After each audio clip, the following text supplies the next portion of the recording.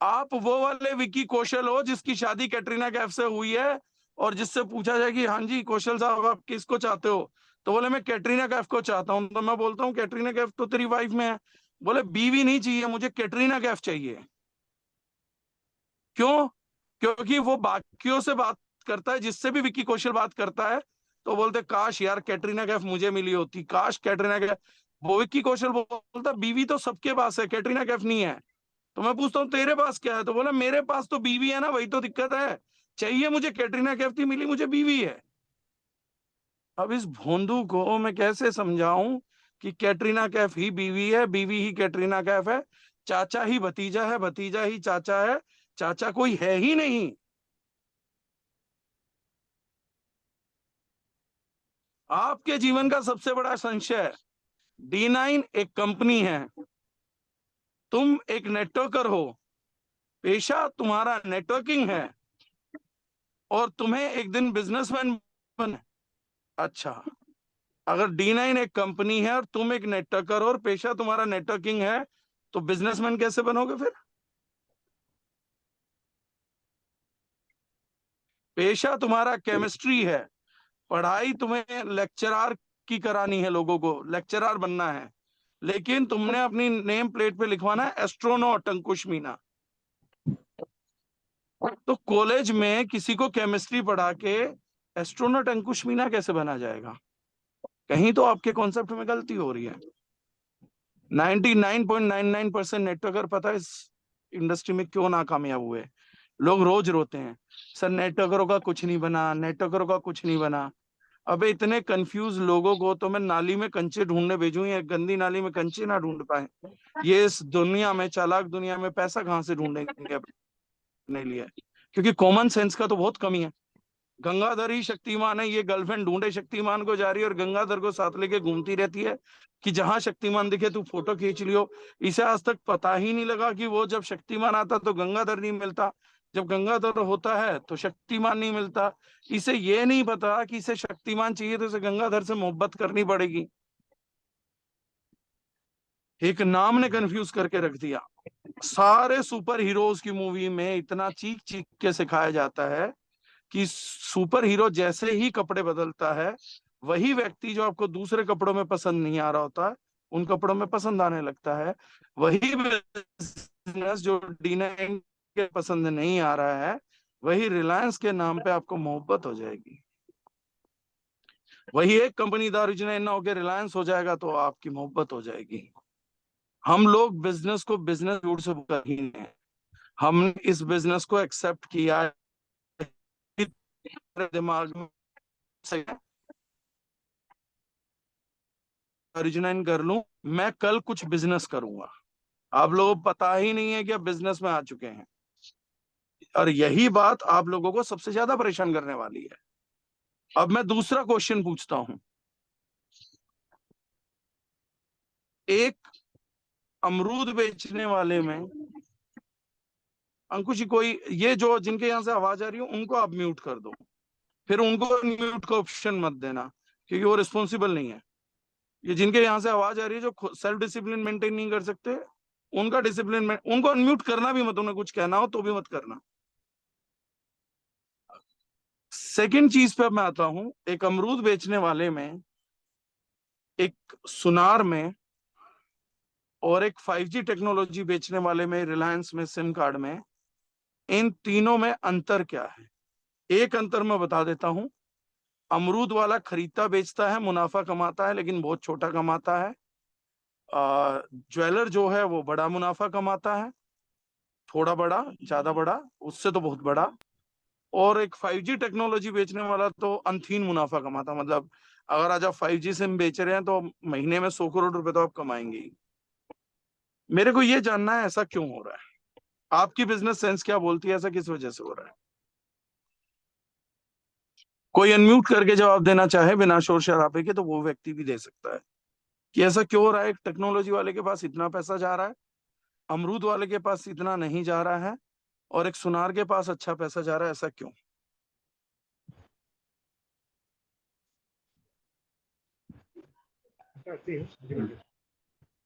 Sir जो तीनों deal कर रहे हैं, मतलब बिजनेस करने से पहले जो तीनों की इन्वेस्टमेंट है वो कंपेरेटिवली बढ़ता है। वो मतलब अमरूद वाला सबसे कम इन्वेस्टमेंट कर रहा है, एक सोनार उससे ज्यादा इन्वेस्टमेंट कर रहा है, और एक 5G टेक्नोलॉजी वाला अपने बिजनेस में उससे ज्यादा इन्वेस्ट कर रहा है। अंकुश मतलब ये एक तो एक पॉइंट बेसिक सा ही है। नोट कर लो, पहला बेसिक गुड।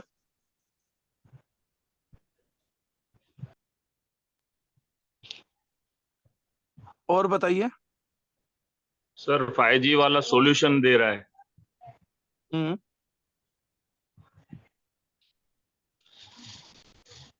5G और वो वाला अपनी सॉल्यूशन दे रहा। आइडिया बेच रहा है, जिसको बार बार लोगों को उसकी जरूरत पड़ती है और रिपीटेशन होती है उसमें। ठीक है अंकुश, ये सेकंड पॉइंट नोट कर लीजिए। Done sir. चैट पे जो आ रहे हैं वो भी एक बार मुझे पढ़ के बता दीजिए, मैं ड्राइव कर रहा हूँ तो चैट पे नहीं पढ़ पा रहा। जी सर। गोविंद जी का है क्योंकि वो छोटे माइंडसेट से वर्क कर रहा है। ठीक है, छोटा माइंडसेट, माइंडसेट तीसरा पॉइंट नोट कर लीजिए।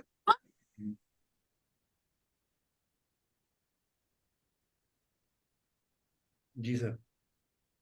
जी सर। चलिए, हाँ हाँ बताइए बताइए बताइए, I am still open. 5G वाला इसलिए सबसे ज्यादा पैसे कमा पा रहा है क्योंकि वो बहुत बड़े मार्केट प्लेस को कवर कर पा रहा है। वो बहुत बड़े मार्केट प्लेस को कवर कर पा रहा है, एक्सपेंशन, ज्योग्राफिकल एक्सपेंशन। पांचवा बहुत अच्छा पॉइंट है अंकुश जी, नोट करिए। जी sir, market size. Yes sir. अमरूद वाला डेली बेचता है, डेली खरीद मतलब हर दिन खरीदता है बेचता है ना। और जो उसको एक रेवेन्यू की एक टाइम तक आएगा, मतलब बेच रहा है जिस दिन। और सुनार उसको एक बार बेच रहा है, उसके बाद वो उसी के पास सर्विस भी प्रोवाइड करवाता है, जब उसको रिपेयर कोई भी चीज करवानी होती है तो वो। और 5G वाला ऐसा बेच रहा है कि उसको रेकरेट रेवेन्यू आ रहा है हर महीने और लॉन्ग टर्म तक आएगा। तो दोनों का जो दोबारा रेट है वो डिफरेंस है। चलो, एक अच्छा पॉइंट इन्होंने दिया है कि अमरूद बेचा, प्रोडक्ट खत्म हो गया, रिपीट डिमांड आएगी नहीं आएगी, आएगी भी तो सीजनल आएगी। प्लस सुनार के साथ एक बेनिफिट है कि वो आफ्टर सेल सर्विसेज से भी पैसा कमा रहा है। उसके बिजनेस मॉडल में एक वैल्यू एडिशन है, after sale services S model पे काम करता है वो। ठीक है, और बताइए, अच्छा लग रहा है मुझे। बिजनेसमैन मुझे आप लोगों को बनाना, तो आप लोगों का दिमाग चलाना पड़ेगा। पहला तो आज टीम मैंने डाउट क्लियर किया, गंगाधरी शक्तिमान है। सर टीम वर्किंग का डिफरेंस है।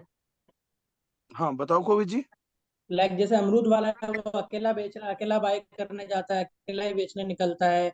सुनार जो है वो दो तीन लोगों को एम्प्लॉय पे रखता है। और जो रिलायंस है जो सिम कार्ड बेच रहा है उसने बहुत सारे लोगों को एम्प्लॉयमेंट दिया हुआ है, टीम वर्क के ऊपर फोकस कर। ठीक है बेटा, बहुत बढ़िया। और बताइए। ऋषि जी बता रहे हैं अपना नेटवर्क क्रिएट किया है और न्यू अपडेट आने वाला फ्यूचर है 5G। Good. Latest technology, latest innovation को मार्केट किया जा रहा है एक जगह पे, और एक जगह और क्या बताया, नेटवर्क क्रिएट किया है। Good, really good answers. और चीज,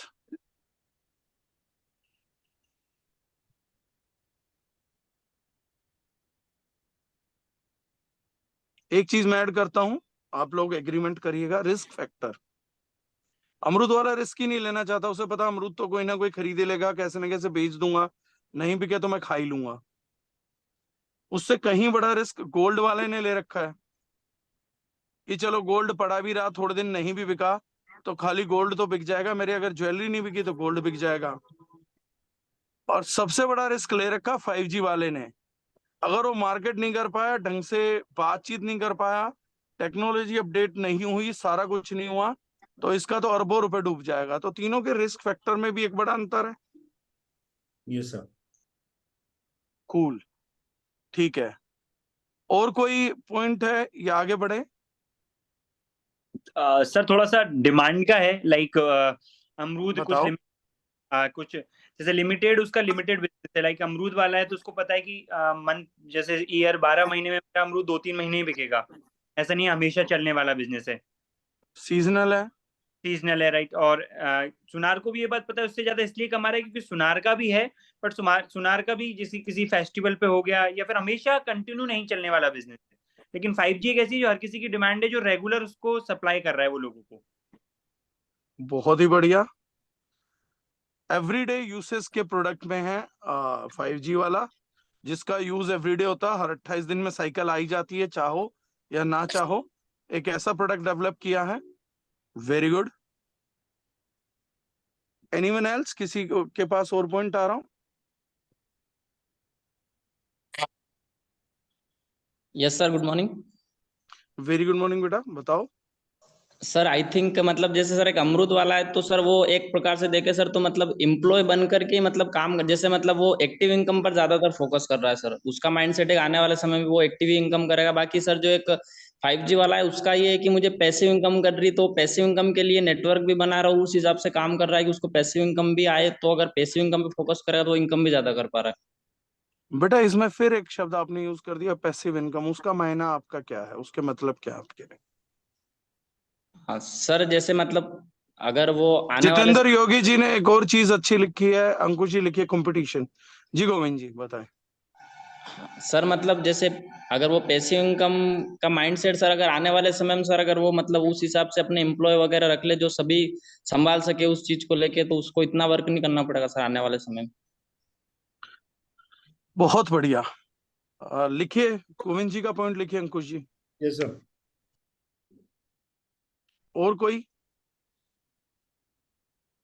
सर मैं बोलना चाहता हूँ सर, मतलब अकॉर्डिंग टू मी कि जो जैसे मान लीजिए अमरूद का जो ठेला लगाता है तो उसकी जो नीड है उसको लगता है कि हाँ मेरी नीड इससे पूरी हो रही है, उतना ही वो कर रहा है कि हाँ मेरा ये बेच के गुजारा चल रहा है, तो उतना काम वो कर रहा है, उतना पैसा उसको आ रहा है।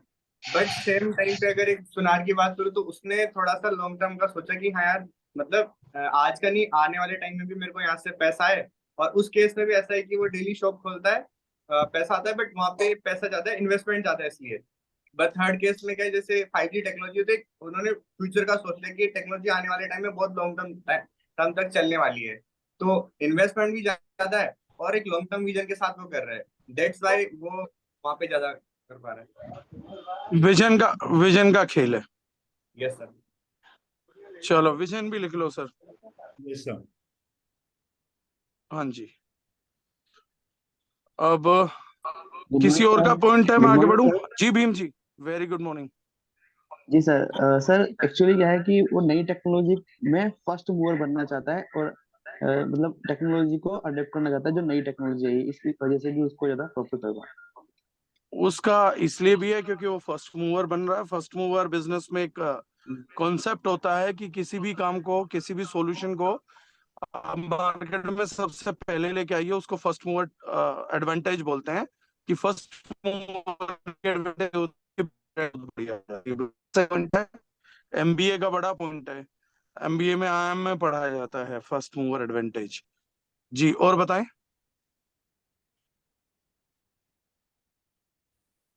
कलेक्टिवली अगर आप लोग देखेंगे ना, आपने पिछली 10 मिनट में पूरा एमबीए लिख दिया।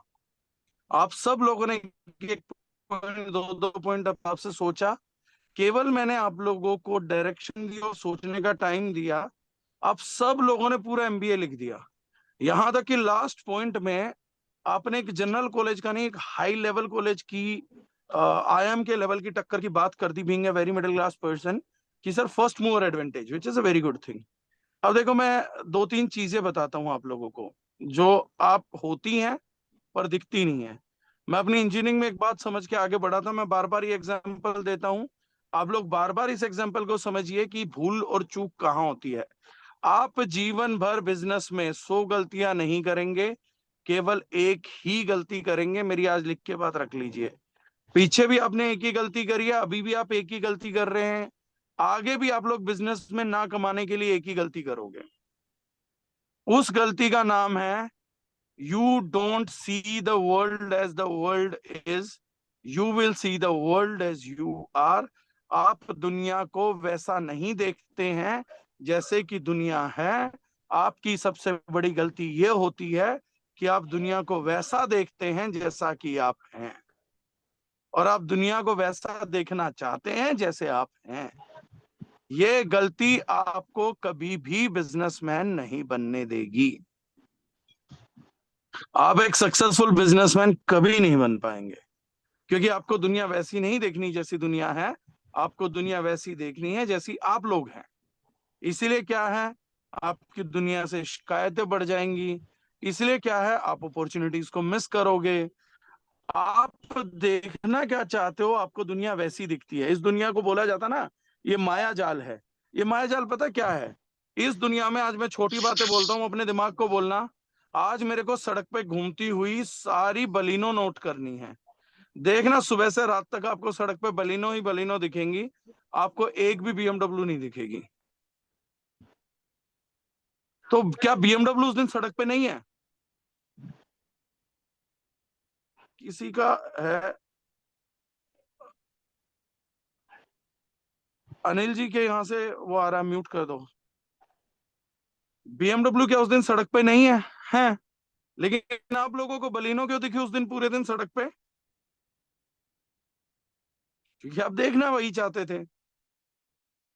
इसी को दुनिया में माया जाल बोला गया है। आपको ब्रेन दिया गया है कि दुनिया में सब कुछ मौजूद होगा, लेकिन आप देखेंगे वही जो आप देखना चाहते हैं। कबीर का एक ध्यान प्रयोग है, मैं ये बात आप लोगों को 505,000 बार बताऊंगा इस जीवन में, जब तक आप सक्सेसफुल बिजनेसमैन नहीं बन जाएंगे। महाराज संत कबीर का एक ध्यान प्रयोग है जिसमें कबीर साहब बोलते हैं कि आईने के सामने खड़े होके अपने ब्रेन को ऑर्डर दो कि तेरा गर्दन के ऊपर कुछ है ही नहीं। तो कबीर साहब बोलते हैं 30 दिन ये प्रैक्टिस करते हो, 31वें दिन देखोगे तो 90% लोगों को अपनी गर्दन के ऊपर अपना सर नहीं दिखता। 99% आप लोग जाते हो और एक चीज रूटीन लाइफ में नोट करते हो। मैंने ये बात बार बार आप लोगों को बताई है, दोबारा फिर समझिए, और मैं 1000 बार दोहराऊंगा बिना इसके गुस्से के, कि मुझे पता है ये बातें समझने में मुझे कितने साल लगे, आप कितने साल लोगे।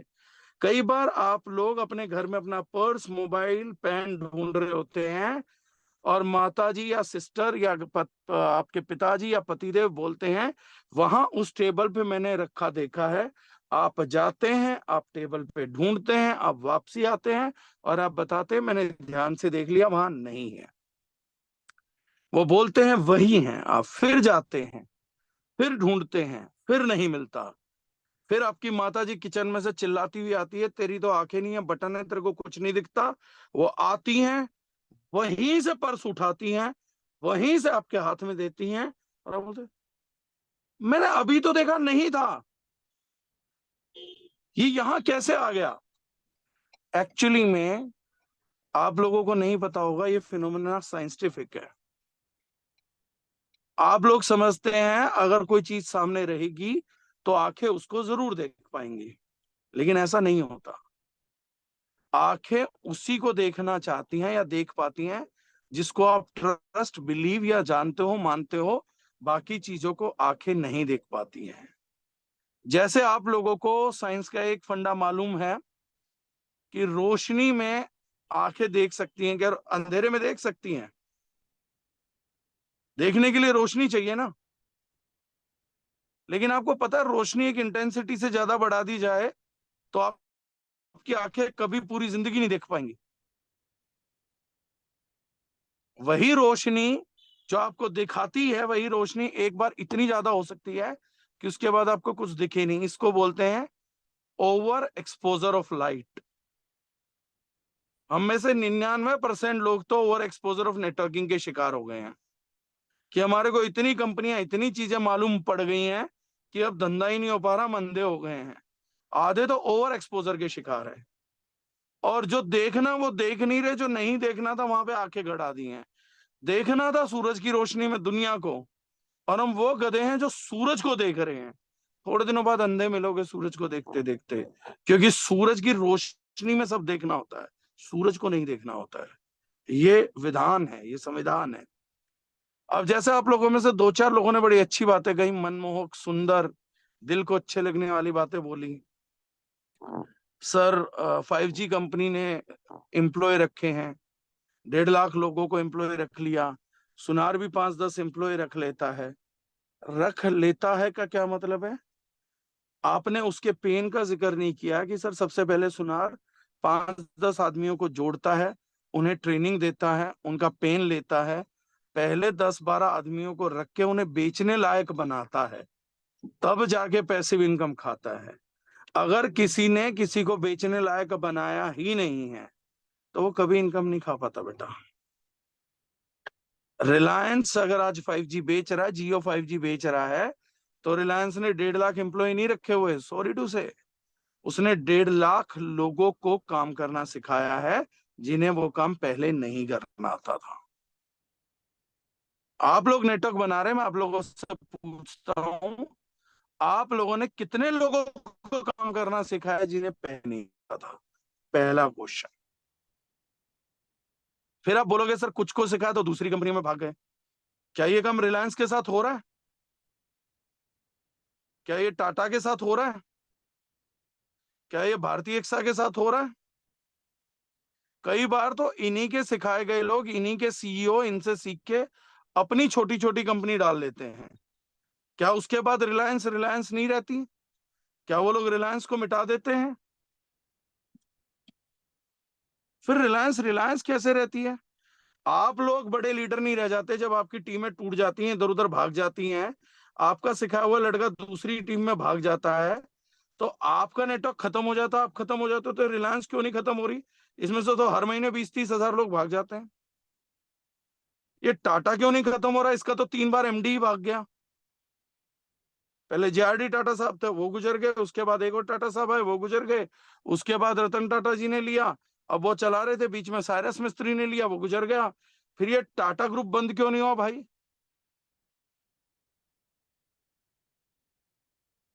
दुनिया का मुझे एक भी बिजनेस ग्रुप बताइए जिसको 100% लॉयल डिस्ट्रीब्यूटर्स, 100% लॉयल एम्प्लॉयज मिले हों। और एक भी ग्रुप ऐसा बताइए जिसने लोगों की डेवलपमेंट में ना खर्चा किया हो, लोगों को तनख्वाह ना बांटी हो, उनके बच्चों की फीस ना दी हो, उनके बच्चों को डेवलप ना कराया हो, और उनका परिवार ना चला, उनको रोजी रोटी ना दी हो। लेकिन क्या लोग फिर भी 100% लॉयल्टी पे करते हैं? लेकिन जब वही लोग आपके नेटवर्क में लॉयल्टी पे नहीं करते हैं तो आप क्यों रोने लगते हैं? आप क्यों सोचने लगते हैं कि मुकेश अंबानी पता क्या सोचता है? मैं आप लोगों के हिसाब से बता रहा हूं या मैं पुराने जितेंद्र डागर के हिसाब से बता रहा हूं। एक बंदा गया सीईओ, तो उसने बताया कि सर आपको पता है आजकल, पहले हमने रिलायंस में इंश्योरेंस कर रहे थे ना, तो कह रहे हैं हाँ। बोले आजकल एयरटेल वालों ने भी इंश्योरेंस खोल दी है। तो बोले बहुत बढ़िया बात है, अच्छी बात है ये तो। उन्होंने भी, भारती वाले भी 1 साल लाइफ के साथ इंश्योरेंस में आ गए।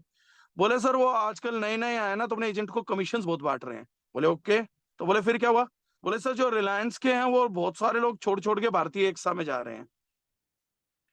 तो बोले फिर? बोले सर मैं भी जाने की सोच रहा हूँ कि मैं भी भारतीय एक्सा ज्वाइन कर लूं। तो उन्होंने कहा ठीक है। फिर मुकेश अंबानी बोल रहा है मैं भी सोच रहा हूँ, मैं भी ज्वाइन कर ही लेता हूँ भारतीय एक्सा, क्योंकि अब कुछ बचेगा तो है नहीं, क्योंकि वो तो एजेंट्स को बहुत कमीशन बांट रहे हैं, अब तो हम सस्टेन ही नहीं कर पाएंगे। ऐसा सोचेगा ना मुकेश अंबानी बिल्कुल, कि अब सब वही कर लेंगे तो मैं भी वही ज्वाइन कर लेता हूं। नहीं तो मुकेश अंबानी क्या सोचेगा?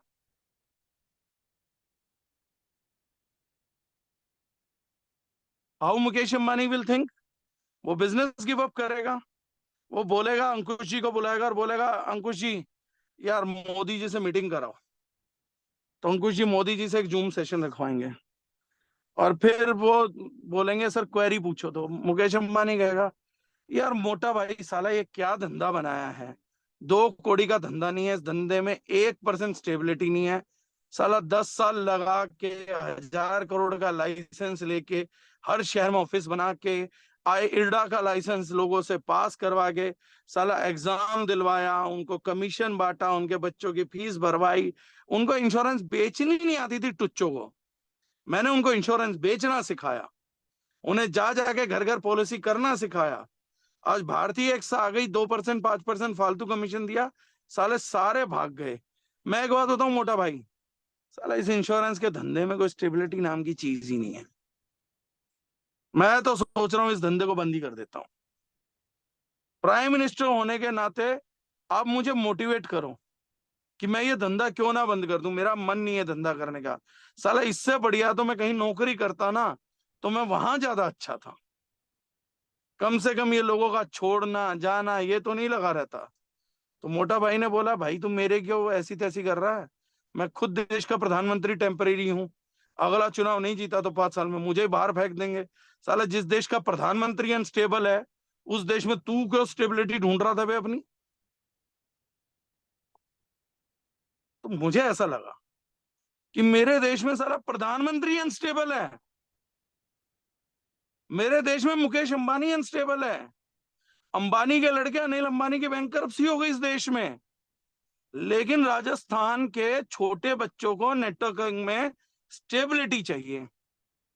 तो मैंने पिछले दिनों बात करी थी जब चंद्रयान जा रहा था इसरो वालों से, मैंने कहा चांद के साउदर्न कॉर्नर पे कहीं स्टेबिलिटी मिले तो ले आना, मुझे नेटवर्क मार्केटिंग में बांटनी है लोगों को, उसके बाद ये अच्छा फील गुड महसूस करेंगे। बनने ये बिजनेसमैन चले, चाहिए इनको स्टेबिलिटी।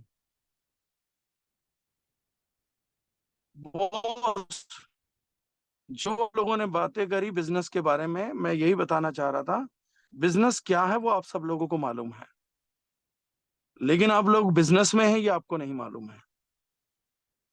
बिजनेस क्या है वो मालूम है। 3 चीजें निकल के आती हैं, जो मैंने एग्जांपल दिया था उस चीज से मैंने थोड़ा सा आप लोगों का माइंडसेट एक बार फिर क्लियर करने की कोशिश करी है। हम लोगों को ये दिखता है कि रिलायंस ने 1.5 लाख एम्प्लॉय रख लिए, पैसा फेंक दिया, पर हमें ये नहीं दिखता कि इसी रिलायंस का जो असली मालिक है धीरू भाई अंबानी, उसने अपनी शुरुआत खुद के कंधे पे कपड़े का गट्ठा रख के घर घर जाके माल बेचने से करी थी। आज इतना मुंह से आसान लगता है जब हम जिस सिचुएशन में है कि सर रिलायंस का क्या, रिलायंस तो एम्प्लॉय रख सकती है। एक दिन वो रिलायंस एक सेल्समैन नहीं रख सकती थी, उस रिलायंस ने अपना पहला सेल्समैन जो रखा था, उस पहले सेल्समैन का नाम है धीरू भाई अंबानी। अगर रिलायंस में इस धीरू भाई अंबानी नाम के सेल्समैन ने ज्वाइन ना किया होता ना, तो आज रिलायंस की औकात नहीं थी कि वो 50 साल बाद 1.5 लाख एम्प्लॉय रख लेती। लेकिन इस धीरू भाई अंबानी नाम का सेल्समैन ना एक कट्टर था, साला पागल था। इस जैसा सेल्समैन दोबारा किसी धंधे ने देखा ही नहीं है, इससे ज्यादा पागल आदमी किसी ने देखा ही नहीं है, इससे ज्यादा मेहनती व्यक्ति किसी ने देखा ही नहीं है। मैंने खुद नहीं देखा धीरू भाई अंबानी के अलावा कोई आदमी 80 किलो का गट्ठा जाके रोज अपने माल को घर घर जाके डोर नॉक करके बेचता हो। मैं जब भी बात करता हूँ नेटवर्क मार्केटिंग में और किसी को बोलता हूँ कि बेटा तुझे पैसा ही तो कमाना है, कुछ नहीं समझ आ रहा, घर घर जाके माल बेच ले, इतना माल तो अच्छा है। सर अब क्या मैं डोर टू डोर जाके मार्केटिंग करूंगा? मत कर। तेरे जैसा विचार अगर धीरू भाई अंबानी के मन में आ गया होता तो वो रिलायंस का मालिक कभी ना हुआ होता। और क्योंकि हमारे दिमाग में ऐसा विचार है, इसीलिए हम रिलायंस बनने की तरफ कभी बढ़ ही नहीं रहे हैं। हमारे दिमाग में एक छोटा विचार है, हम धंधे में पता क्या करते हैं सर, 2, 5, 10 करोड़ करने के लिए जरूरी नहीं मुझे तो छोटा अमाउंट चाहिए। धंधे में आपको अमाउंट छोटा चाहिए या बड़ा चाहिए इससे कोई फर्क नहीं पड़ता है, धंधे को एफर्ट सेम चाहिए। अब 2 करोड़ बनाने वाले की, 10 करोड़ बनाने वाले की, 100 करोड़ बनाने वाले हो, अमाउंट ऑफ एफर्ट सबका सेम लगेगा। मर्जी आपकी है, चाहे वो एफर्ट डाल के 1 करोड़ निकालो, चाहे 100 करोड़ निकालो, चाहे 5,000 करोड़ निकालो, एफर्ट तो सेम लगेगा, शुरुआत तो सेम होगी। जो भी रॉकेट धरती से उड़ाया जाता है, चाहे वो चांद पे जा रहा है, चाहे वो मार्स पे जा रहा है, उड़ते हुए फ्यूल सेम लगता है क्योंकि सेम ग्रेविटी से निकलना है। आगे जाके उसके फ्यूल में चेंजेस आते हैं। ये बात आप लोगों को समझनी पड़ेगी। आज 20 लोग आप मेरे सामने बैठे हो, मैं आपको बिजनेस की 3 चीजें बता देता हूं। पहली चीज, आप किस्मत से, बदकिस्मती से, चुनाव से, बेचुनाव से, कुछ भी करके, कोई आप लोगों ने बहुत बड़ा पाप पिछले जन्म में किया है, किसी डाकू गैंग के आप हीरो थे, आपने बहुत डकैतियां करी हैं, इस जन्म में आपने गलती से बिजनेस करने की सजा चुन ली और अब आप सजा चुन चुके हो ये। लेकिन अब आप पता क्या चाहते हो, सर बिजनेस बहुत मुश्किल चीज है, अनस्टेबिलिटीज हैं, रिस्क फैक्टर है, इन्वेस्टमेंट्स है। हम ही ने तो बताया आपको अभी अभी थोड़ी देर पहले। इसको नेटवर्किंग का नाम दे दो और मुझे नेटवर्कर बोल दो सर, और ये समस्या खत्म कर दो। क्योंकि आप लोग ऐसे समस्या खत्म कराना चाहते थे, इसलिए हजारों कंपनियों ने लाखों टुच्चे अपलाइन पैदा करे, जिन्होंने आप लोगों को यही बात बोली कि तुम नेटवर्किंग में हो, तुम दुनिया के सबसे बढ़िया पवित्र व्यवसाय में हो, नेटवर्क मार्केटिंग में मजे ही मजे हैं, मजे लो मजे इसका नाम है, तुम सारे याशिया करो और सिर्फ 2 लोग ढूंढ लो, जिस दिन वो 2 लोग मिल जाएंगे तुम बैठ के खाओगे। क्योंकि उन्हें पता था कि इनकी दिमाग की क्षमता इतनी है, अगर इनको आज ये बता देना तुम्हें बहुत मेहनत करनी पड़ेगी, आज इनको ये बता दिया कि तुम्हें बिजनेसमैन के चैलेंजेस झेलने पड़ेंगे, ये कल ऐसे भागेंगे जैसे गधे के सर से सींग। ये बैठे हुए कुलदीप मीना, कोविड टेलर, जितेंद्र प्रजापति, कोई नहीं दिखेगा, ये सब गायब हो जाएंगे।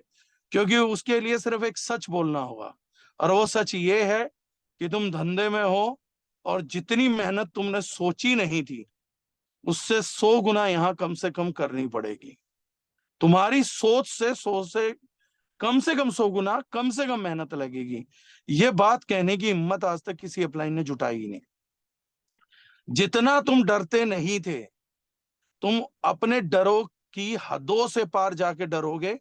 इतना डर आएगा इस रास्ते पे, इतना डर आएगा कि एक दिन तुम इतने डरोगे, इतना डरोगे कि तुम डर डर के तुम्हारा डर खत्म हो जाएगा कि कितना डरे यार, हर रोज तो डरते हैं, हर चीज से तो डरते हैं, अब ये डर खत्म होता जा रहा है। तुम यहाँ पे निडर नहीं बन पाओगे, एक दिन डर खत्म हो जाएगा तुम्हारे अंदर का। इतना डर चुके होगे, इतना डर चुके होगे कि अब डरने की भी जगह नहीं बचेगी तुम्हारी। तुम बिजनेस में हो बेटा, तुम मेरी बात मान के आज मान लो, नहीं तो आज से 50 साल बाद मान लेना, 5 साल बाद मान लेना, 6 साल बाद मान लेना, तुम दारुजनाइन में खत्म नहीं होगे। जो मैं पहला पॉइंट बोल रहा था, तुम बिजनेस में खत्म होगे। तुम दारुजनाइन नहीं बिल्ड कर रहे हो, तुम बिल्ड कर रहे हो तो अपना बिजनेस बिल्ड कर रहे हो। अगर तुम दारुजनाइन को बिल्ड कर पाए और दारुजनाइन कल नहीं भी रही ना, तो मैं गारंटी करता हूं तुम कभी भी कहीं भी कुछ भी बिल्ड कर लोगे, क्योंकि तुम्हें दारुजनाइन बिल्ड करनी नहीं आती, तुम्हें बिजनेस बिल्ड करना आता है। और तुम डरते पता किस बात से हो कि सर आज बिजनेस बिल्ड करना सीख लिया और कल डूब गया तो ये बिजनेस नहीं तो दूसरा बिल्ड करेंगे। आज अंबानी को पूछो कि सर मान लो आपका पॉलिएस्टर डूब गया, आजकल केमिकल फ्री हो रही है दुनिया, प्लास्टिक के दाने नहीं चले, पॉलिएस्टर नहीं चला, तो मुकेश अंबानी बोला धंधा बिल्ड करना आता है यार, दूसरा कर लूंगा, कोई फाइट नहीं है। टाटा ऑटोमोबाइल्स बनाया, फिर बोला इसे बेच देता हूं, तो टाटा ने ये थोड़ी ना कहा लोगों ने कि अरे सर आपको ऑटोमोबाइल चलाना नहीं आया, आप धंधा बेच रहे हो। टाटा बोला दूसरा बिल्ड कर लूंगा। टाटा ने कंसल्टेंसी सर्विस बिल्ड करी, टाटा ने सीडीएम में बिल्ड किया, आगे चल के टाटा ने टेलीकॉम छोड़ भी दिया। टाटा ने कहा टेलीकॉम में बिल्ड नहीं कर पा रहा हूं तो दूसरा कुछ बिल्ड कर लूंगा। लेकिन टाटा ने बेटा बिजनेस बिल्ड करना सीखा था, इसलिए टाटा का मोबाइल का ऑटोमोबाइल फेलियर रहा, दोबारा बना लिया। टाटा मोबाइल फेलियर रहा तो टीसीएस खड़ा कर लिया। लेकिन जिसको कुछ खड़ा करना आता है ना, प्रोडक्टिव करना आता है, वो खड़ा कर लेता है। अगर आज आप किसी वजह से डर रहे हो तो वो डर एक वजह से है कि आपको अपनी प्रोडक्टिविटी पे डाउट है। और क्योंकि हमारी एक आदत है, जैसे मैंने कहा ना, हम वैसे हैं जैसी हम हैं, दुनिया जैसी नहीं है वैसे नहीं है। हमारे को एक डाउट आता है मन में कि क्या मैं प्रोडक्टिव रह पाऊंगा। मुझे अपने ऊपर डाउट है और मैं क्या बोलता हूँ, सर मुझे कंपनी पे डाउट है, मुझे अपनी मुझे इंडस्ट्री पे डाउट है, मुझे डाउट है कल ये ना, मुझे डाउट है कल ना हुआ, तो मैं आप लोगों से पूछता हूँ। मैं गारंटी देता हूँ दारुजनाइन कहीं नहीं जाएगी। मैं गारंटी देता हूँ कि नेटवर्क मार्केटिंग इंडस्ट्री को गवर्नमेंट, एक गारंटी करता हूं कि आने वाले वक्त में इंडस्ट्री और बढ़ेगी। अगले 5 साल में इंडस्ट्री 50,000 करोड़ की हो जाएगी, मैं गारंटी दे रहा हूं। और मेरी बात रिकॉर्डिंग कर रहे हैं कुछ, ये आगे रन भी कर देना, मैं गारंटी कर रहा हूं आप लोगों को। आप में से कितने लोग हैं जो मुझे गारंटी दे रहे कि जब तक इंडस्ट्री 50,000 करोड़ की होगी, मेरा टर्नओवर मैं गारंटी देता हूं सर उसमें 50 करोड़ का होगा। दो गारंटी मुझे।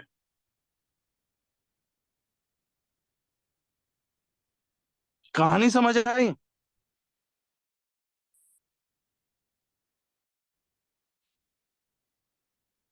ये कहानी कंपनी इंडस्ट्री के बारे में है ही नहीं बेटा, ये कहानी है आपके बारे में, ये कहानी है खुद की प्रोडक्टिविटी के बारे में, खुद का बिजनेसमैन दिखने के बारे में। मैं ये दिमाग सॉर्ट आउट करके 5 मिनट में बता दूंगा क्या है सॉल्यूशन। प्रॉब्लम कहाँ है वो समझो पहले। प्रॉब्लम है इधर, हम इसको एज एन बिजनेस एक्सेप्ट नहीं करते, बिजनेस के फंडामेंटल्स पे एक्सेप्ट नहीं करते, हम वो चीजें ढूंढ रहे हैं जो होती ही नहीं है। और दूसरी चीज, कमी हमारे में होती है, इल्जाम हम अपलाइनों पे कंपनियों पे डाल रहे होते हैं। राइट?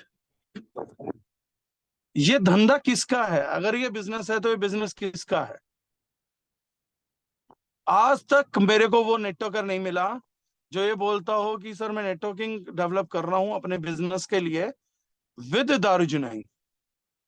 किसी से पूछो तुम आजकल क्या कर रहे हो, मैं दारुजनाइन सा पेशा है दारुजनाइन, इसको कोई जानता ही नहीं है। आजकल आप कहाँ काम कर रहे हैं? मैं दारुजनाइन में काम कर रहा हूं। दारुजनाइन में काम कर रहे हैं कि दारुजनाइन के साथ काम कर रहे हैं? यू आर इन दारुजनाइन और यू आर विद दारुजनाइन। अरे जब तक आप ही को बच्चे कंसेप्ट क्लियर नहीं है, आपके साथ कोई कैसे आएगा? आपको ही पिक्चर क्लियर नहीं है तो टीम कैसे बनाओगे, कंसल्टेंसी कैसे करोगे? क्या आपको क्लियर हो चुका कि यू आर इन दारुजनाइन और यू आर विद दारुजनाइन? बेटा यू आर विद दारुचिनाइन, यू आर नॉट इन दारुचिनाइन। आप अपना एक बिजनेस बिल्ड कर रहे हैं, उस बिजनेस में आप नेटवर्किंग समझ चुके हैं, क्योंकि आपको पता है कि हर बड़ी कंपनी नेटवर्किंग करके बड़ी होती है। आप ही लोगों ने बताया मुझे, मैंने नहीं बताया, आप लोगों ने बोला। मैंने नेटवर्किंग की बात भी नहीं करी थी।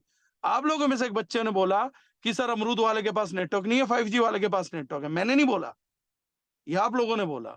और आप लोगों को ये समझ आ चुकी थी कि नेटवर्क बनाना पड़ता है, इसलिए आप लोगों ने नेटवर्क करना चुना। क्योंकि आप लोगों के पास पैसे नहीं थे, सीधी बात बोल रहा हूं, क्योंकि आप लोगों के पास पैसे नहीं थे, प्रोडक्ट बनाने की 2 कौड़ी की अकल नहीं थी, सेटअप नहीं था, तो आप लोगों ने एक शॉर्टकट चुना। आप लोग मेहनती तो थे, आप लोगों ने बोला मेहनत हम कर लेंगे, नेटवर्किंग हम कर लेंगे, लेकिन साला ये प्रोडक्ट कहां से आएगा, ये तो बनाना ही नहीं आता। अगर किसी के पास चले भी जाए तो उतना पैसा नहीं है, और क्या पता प्रोडक्ट अच्छा बना के दे रहा, नहीं बना के दे रहा, रिजल्ट आएंगे नहीं आएंगे, मेरा बिजनेस फेल हो जाएगा। तो आप लोगों को किसी एक बेवकूफ आदमी ने, जिसको अपलाइन बोलते हो, उसने रास्ता दिखा दिया कि तू एक बात बता, तू अपना बिजनेस सेटअप करना चाह रहा है क्या? बोले हाँ। बोलो तो उसके लिए तो नेटवर्किंग करनी पड़ेगी। बोला वो मैं कर लूंगा, मैं मेहनत करूंगा। तो उसने कहा चल फिर रुका क्यों हुआ, कर ले, मेहनत कर, नेटवर्किंग चालू कर, बिजनेस चालू कर। तो आपने बोला सब ठीक है, प्रोडक्ट बनाना नहीं आता, प्रोडक्ट है नहीं। तो उसने कहा चल प्रोडक्ट बनवाने वाले से मिलवा देता हूँ, पैसा नहीं है तो स्टॉक नहीं है, ऑफिस नहीं ले सकता, लीगल पेपर्स का कंप्लायंस नहीं आता। तो उसने कहा एक महंगे कंसल्टेंट से मिलवा देता हूँ, महीने के 3 लाख रुपए दे दे, वो तेरे को ये सब सिखा देगा। तो वो 3 लाख भी तो नहीं है मेरे पास। तो फिर उस अपलाइन ने कहा चल मैं तेरे को एक कंपनी से मिलवा देता हूँ, तेरे ये जितनी प्रॉब्लम्स है इस सब की रिस्पॉन्सिबिलिटी कंपनी की, तेरा काम सिर्फ नेटवर्किंग करना होगा, अब कर लेगा? तो बोला अब तो मैं सोच सकता हूँ। हिम्मत जुटाई, मोटिवेट हुए, क्योंकि कल तक तो कुछ करने को था नहीं, ऐसा लग रहा था कि नौकरी करनी पड़ेगी, लेकिन अब एक अपलाइन की वजह से कुछ मिल गया। अब क्या है, अब दिमाग फालतू चल रहा है, अब इसमें जुट गए। अब अपनी जिम्मेदारी थी नेटवर्किंग करने की, वो करना था पैशनेटली, पागलपन के साथ, वो करा नहीं, हुआ नहीं। अब क्या करने लगे कि सर में कमी नहीं है, मैं बताऊं कंपनी में कमी है, काम नहीं हो रहे। अरे जो तुझे नहीं चाहिए था वो सारा कुछ करके दे दिया, जिसने सब कुछ करके दे दिया उसमें कमी ढूंढ रहा अभी भी। प्रैक्टिकली ये पहला पॉइंट है बेटा, when we are not businessman we make such errors. कहानी क्लियर हुई? थोड़ा ब्रेन बेटर हुआ कि हम परेशानी में कहां हैं। आप लोग नेटवर्किंग करना चाह रहे हो इंडिविजुअली, अपलाइन का क्या काम है? अब कई लोग मुझे बोलते हैं अपलाइन का काम है गाइड करना। एम आई राइट? एम आई राइट? चलो मैं दूसरी चीज पूछता हूं आप लोगों को, आज कुछ और बेटर क्लियर होगा। अंकुश जी ने 20 बच्चे बुलाए थे, तो मैंने पहले ही सोच रखा था इनको मैं बिजनेस में ओवर मैच्योर करूंगा। इनको मुझे वो चाहिए जो एक 70 साल के बिजनेसमैन को समझ आता है, इनको इस एज में समझ आना चाहिए। अपलाइन का काम है गाइड करना। कोई मुझे यहाँ बताएगा कोई कितना पैसा कमाना चाहता है? मैं सिंपलेस्ट एग्जांपल से समझाना चाहता हूँ।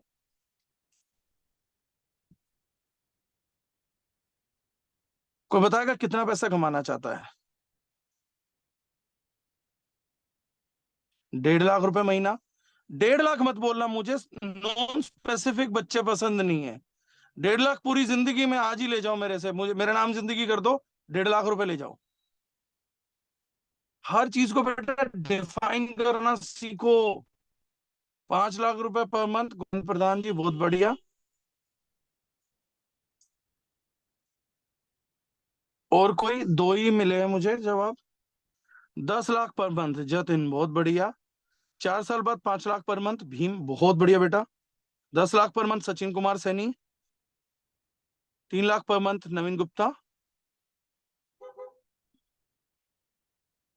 चलो बहुत अच्छा, आप लोग ये कमाना चाहते हो। 3 साल बाद 5 लाख, 5 लाख पर मंथ, और आप सबकी अपलाइन हूं मैं, राइट? और मैं कमाना चाहता हूं 2 लाख रुपए महीना, क्योंकि मैंने शादी करी नहीं, मुझे करनी नहीं है, फालतू टेंशन लेने वाला मैं आदमी नहीं हूं। तो मैं कमाना चाहता हूं 2 लाख रुपए महीना, और आप लोग चाहते हो मुझसे गाइडेंस 10 लाख रुपए महीना कमाने की। कैसे दूंगा? मेरे को उतना ही काम करना है बस जितने में 2 लाख आ जाए। और हर आदमी स्वार्थी है। आप बोलोगे हमारी अपलाइन स्वार्थी है, थू है तुम पे, तुम खुद स्वार्थी हो, इसीलिए तो अपलाइन को स्वार्थी बोल रहे हो। तुम्हें कोई उससे काम निकालना होगा, उसने तुम्हारा काम निकाला नहीं होगा, अपना निकाल लिया होगा, तो वो स्वार्थी है। तुम्हारा निकल नहीं पाया उससे काम, तो तुम भी तो स्वार्थी थे। तो मेरे को 2 लाख रुपए महीना चाहिए। कोविड जी मुझसे पूछेंगे सर स्ट्रेटेजी दे दो, तो मेरे पास 5 कोविड लेफ्ट है, 5 कोविड राइट है, सबसे 40-40 हजार रुपए चाहिए, मुझे दे दूंगा स्ट्रेटेजी दूंगा 20 हजार रुपए महीने की।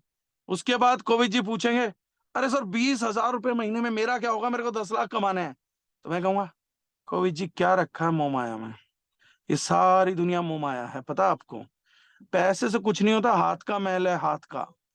इतना मत सोचा करो यार, 1.5-2 लाख रुपए महीना आ गया ना, बहुत है, मैं बता रहा हूँ आपको, इससे ज्यादा की जरूरत नहीं है।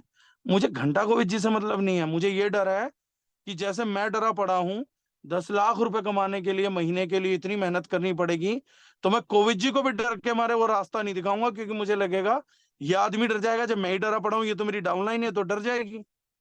उसे ये नहीं पता कि डाउनलाइन उससे स्ट्रॉन्ग आ सकती है सिस्टम में। ये कुदरत का कानून है भाई।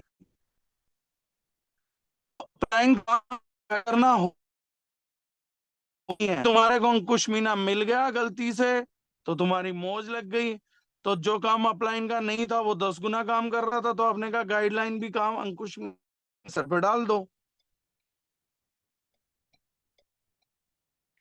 आया समझ? अपन का काम गाइडलाइन करना होता ही नहीं है, लेकिन क्योंकि अंकुश मीना एक शरीफ, भोली भाली और ज्यादा एग्रेसिव अपलाइन है, इसको कीड़े खुद से ही ज्यादा हैं, तो गाइडलाइन भी, तो बाकियों को हो गया कि गाइडलाइन भी अप्लाई नहीं देती है। इस एक आदमी ने दूसरे लाइनों की जिम्मेदारी बढ़ा दी, सेंस ऑफ रिस्पॉन्सिबिलिटी पर आई है। लेकिन काम तो इस इंडस्ट्री में उन लोगों का भी चल रहा है जो गाइडलाइंस नहीं देते टीमों को। क्यों नहीं देते और क्यों काम चल रहा है? क्योंकि अपलाइन की गाइडलाइंस की जरूरत ही नहीं होती। नीचे जब टीम बढ़िया आ जाती है तो उन्हें चाहिए ही नहीं अपलाइन की गाइडलाइन। मेरी वॉइस आ पा रही है? क्लियर है? थोड़ी थोड़ी ब्रेक हो रही है। अब मेरी जो अपलाइन थी, मुझे कभी जीवन में अपलाइन मिली ही नहीं, मुझे किसी ने गाइड किया ही नहीं, तो मैंने खुद को गाइड किया। तो अगर अपलाइन का काम गाइड करना, तो मेरा धंधा कैसे चल गया भाई? और मेरे को दारुजनैन में भी अपलाइन नहीं मिल रही, मेरी किस्मत देखो फूटी हुई, तो मुझे कौन गाइड करेगा? लेकिन मुझे एक बात पता है, धंधा मेरा, मुझे किसी की गाइडलाइन नहीं चाहिए। मैं अगर कहीं अटकूंगा तो किताबों में ढूंढूंगा, किताबों से नहीं मिला तो शिवखेड़ा, शिवखेड़ा नहीं मिला तो शर्मा को अटेंड करूंगा, रॉबर्ट को अटेंड करूंगा, किसी ना किसी माध्यम से मैं जहां भी अटकूंगा, ढूंढूंगा, पैसे पे करूंगा, लेकिन ये मेरा धंधा मैं निकालूंगा। नेटवर्क मार्केटिंग में ये काउंसलर्स भी फ्री ऑफ कॉस्ट में, उनको अपलाइन बोला जाता है। किसी अटकने की स्थिति में आपको वहां से पूछ के कोई बंदा निकाल दे कि सर मैं यहाँ अटक गया हूं, यहां से मैं कैसे निकलूं, उस चीज का नाम अपलाइन है। आप अपलाइन के धंधे में नहीं हो, अपने धंधे में हो।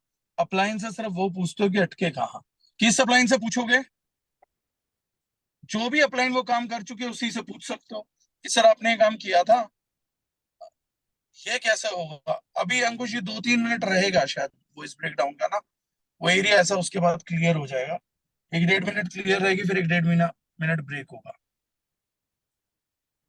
आप बच्चों सबसे पहले एक चीज को एक्सेप्ट करो, you are into your own business. आप अपने धंधे में उतर चुके हो, पहली चीज। गंगाधर ही शक्तिमान है, इस बात को आपको अपनाना पड़ेगा।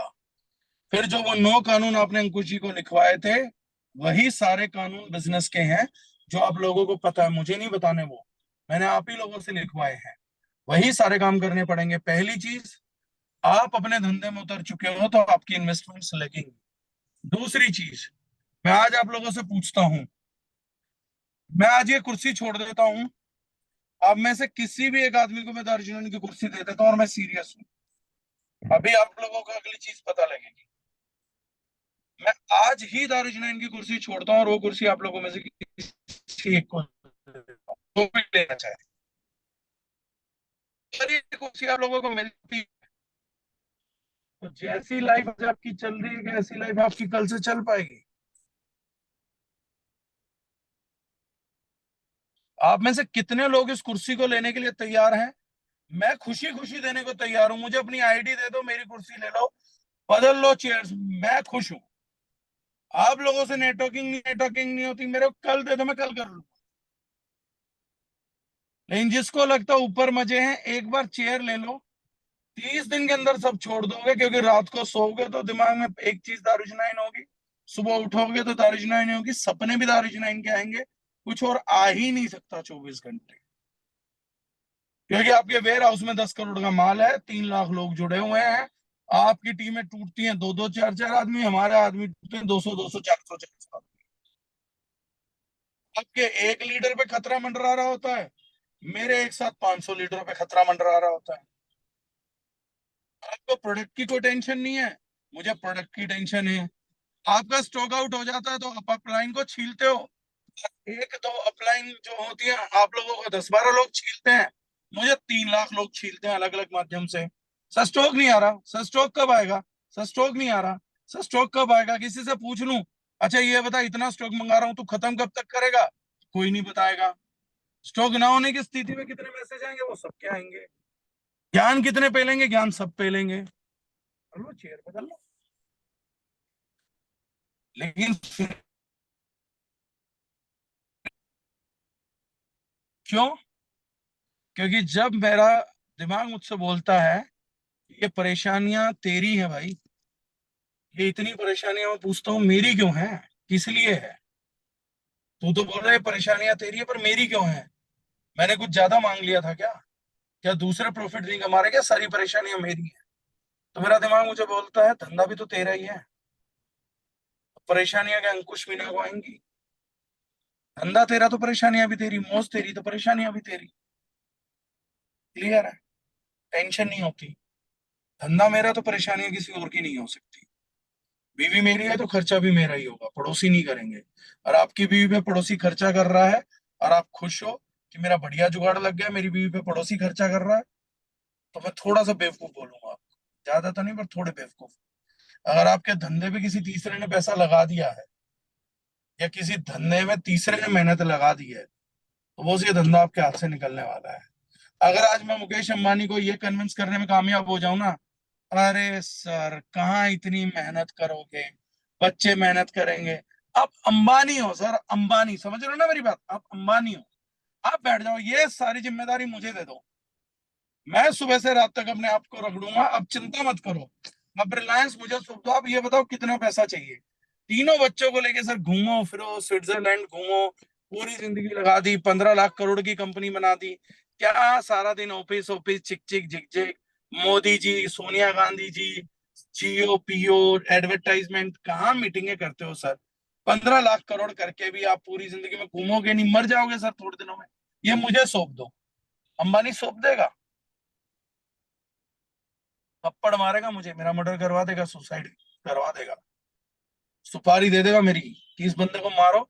इसकी साले की हिम्मत कैसे हुई ये सोचने की कि रिलायंस की जिम्मेदारी ये आदमी उठाएगा? इन्होंने सोचा भी कैसे?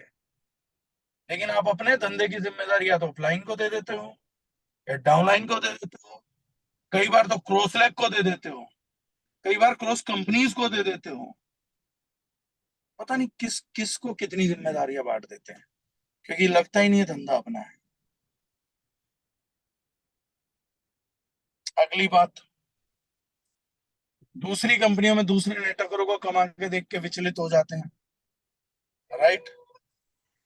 10 मिनट में और मैं आपको इस पूरी मीटिंग का सॉल्यूशन करूंगा, आप लोग कुछ चीजें समझ में आएंगी। एक बार ओशो जो थे वो उड़ीसा गए, सुनिए ये कहानी आप सबने मेरे मुंह से। ओशो एक बार उड़ीसा गए तो वहां के हिंदू इकट्ठे हो गए, बोले कि सर एक काम करो, बहुत सारे बेवकूफ हिंदू बहकावे में आके ईसाई बन गए। बोले आप तो महान विद्वान हो, ज्ञानी हो, लॉजिकल हो। उन हिंदुओं को, मूर्ख हिंदुओं को ईसाई बन गए हैं, जो उनका दोबारा धर्म परिवर्तन करा के उन्हें दोबारा हिंदू बना दो। तो ओशो ने पूछा तुम ये काम क्यों करना चाहते हो? बोले सर मूर्ख है ना, बहक गए हैं, हिंदुओं की तादाद कम हो रही है, ईसाइयों की तादाद बढ़ रही है। तो ओशो ने कहा बढ़ने दो ईसाइयों की तादाद, कौन सी खुशखबरी है। मूर्ख हिंदू मूर्ख ईसाई बनेगा, मूर्ख हिंदू समझदार ईसाई तो बन ही नहीं जाएगा। तो अगर तुम्हारे नेटवर्क का कोई बच्चा लालच में, कमजोरी में कहीं चला भी गया है, जो कामचोर था, तो वहां जाके कामकाजी तो बन नहीं जाएगा, वहां जाके विजन तो उसकी बड़ी हो नहीं जाएगी। जिसको काम करना है वो कहीं भी काम करता है, जिसको काम नहीं करना वो कहीं भी नहीं करता है।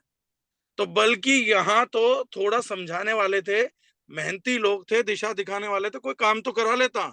वहां तो जो उसके बाप के बाप बैठे वो सारे याश हैं। वहां तो मेला ही एक दूसरे को नोचने का लगा हुआ है। लोग बोलते मैं क्रिप्टो करेंसी में जाके कमा लूंगा। पागल है क्या? जहां अपलाइन भी नीचे वाले को लूटने के लिए बैठी हो वहां कमाएगा। यहाँ अपलाइन कम से कम बढ़ाना तो चाहती है, वहां तो अपलाइन ये चाहती है कि इसका पैसा ले, ये ज्यादा कॉइन ले ले मेरे से, इसके कॉइन से मुझे इनकम आ जाए। वहां एक एक शख्स दूसरे शख्स के खून की बूंदे भी बेच देना चाहता है। वहां तेरे को इनकम नजर आ रही है। जहां लोग ब्लड डोनेशन कर रहे हैं वहां तू कह रहे हैं खून की कमी हो जाएगी। ये कॉन्सेप्ट हमें क्लियर ही नहीं होता। ये कॉन्सेप्ट क्या है? एक व्यक्ति था, वो शिवजी का भक्त था, तो उसने शिवजी को प्रसन्न कर लिया। शिवजी ने कहा भक्त वरदान मांगो। तो उसने कहा कि प्रभु 5 वरदान चाहिए कि 5 बार जो भी मांगू ना वो मुझे मिल जाना चाहिए। मुंह मांगा। शिव जी ने कहा उसके बाद तू खुश रहेगा? बोले मैं बहुत खुश रहूंगा प्रभु, मुंह मांगी चीज मिल जाए, 5 बार मांगी, बस मुझे ऐसा वरदान दे दो। शिव जी ने तू 5 नहीं 10 बार मांग, पर वरदान जो है वो ये है कि तेरे अगल बगल वाले 2 पड़ोसियों को उससे ज्यादा दूंगा, डबल। बंदे ने कहा ठीक है, स्वीकार है। गया, एक प्लॉट पे खड़ा हुआ और बोला भगवान करे आलिशान मेरा 5000 गज का मकान बन जाए। 5000 गज का मकान बन गया। बगल में 2 पड़ोसी हो गए, 10-10 हजार गज के आलिशान मकान बन गए। बोला भगवान करे मेरे को 10 लग्जरी गाड़ी मिले। वहां पे 20-20 लग्जरी गाड़ी आ गई। बोले ईश्वर करे मेरी 2 सुंदर लड़कियों से शादी हो। उनकी 4-4 से हो गई, उनसे भी डबल सुंदर से। बोला ईश्वर करे मेरे अकाउंट में 5000 करोड़ आ जाए। दोनों के में 10-10 हजार करोड़ आ गए। क्या इस व्यक्ति के पास खुश रहने के पर्याप्त साधन हैं? हैं, सब कुछ है। 5000 गज में घर, 2 सुंदर बीवियां, 5000 करोड़ रुपए, 10 गाड़ियां। लेकिन क्या ये आदमी खुश है? अब इसने 5वां और आखिरी वरदान मांगा।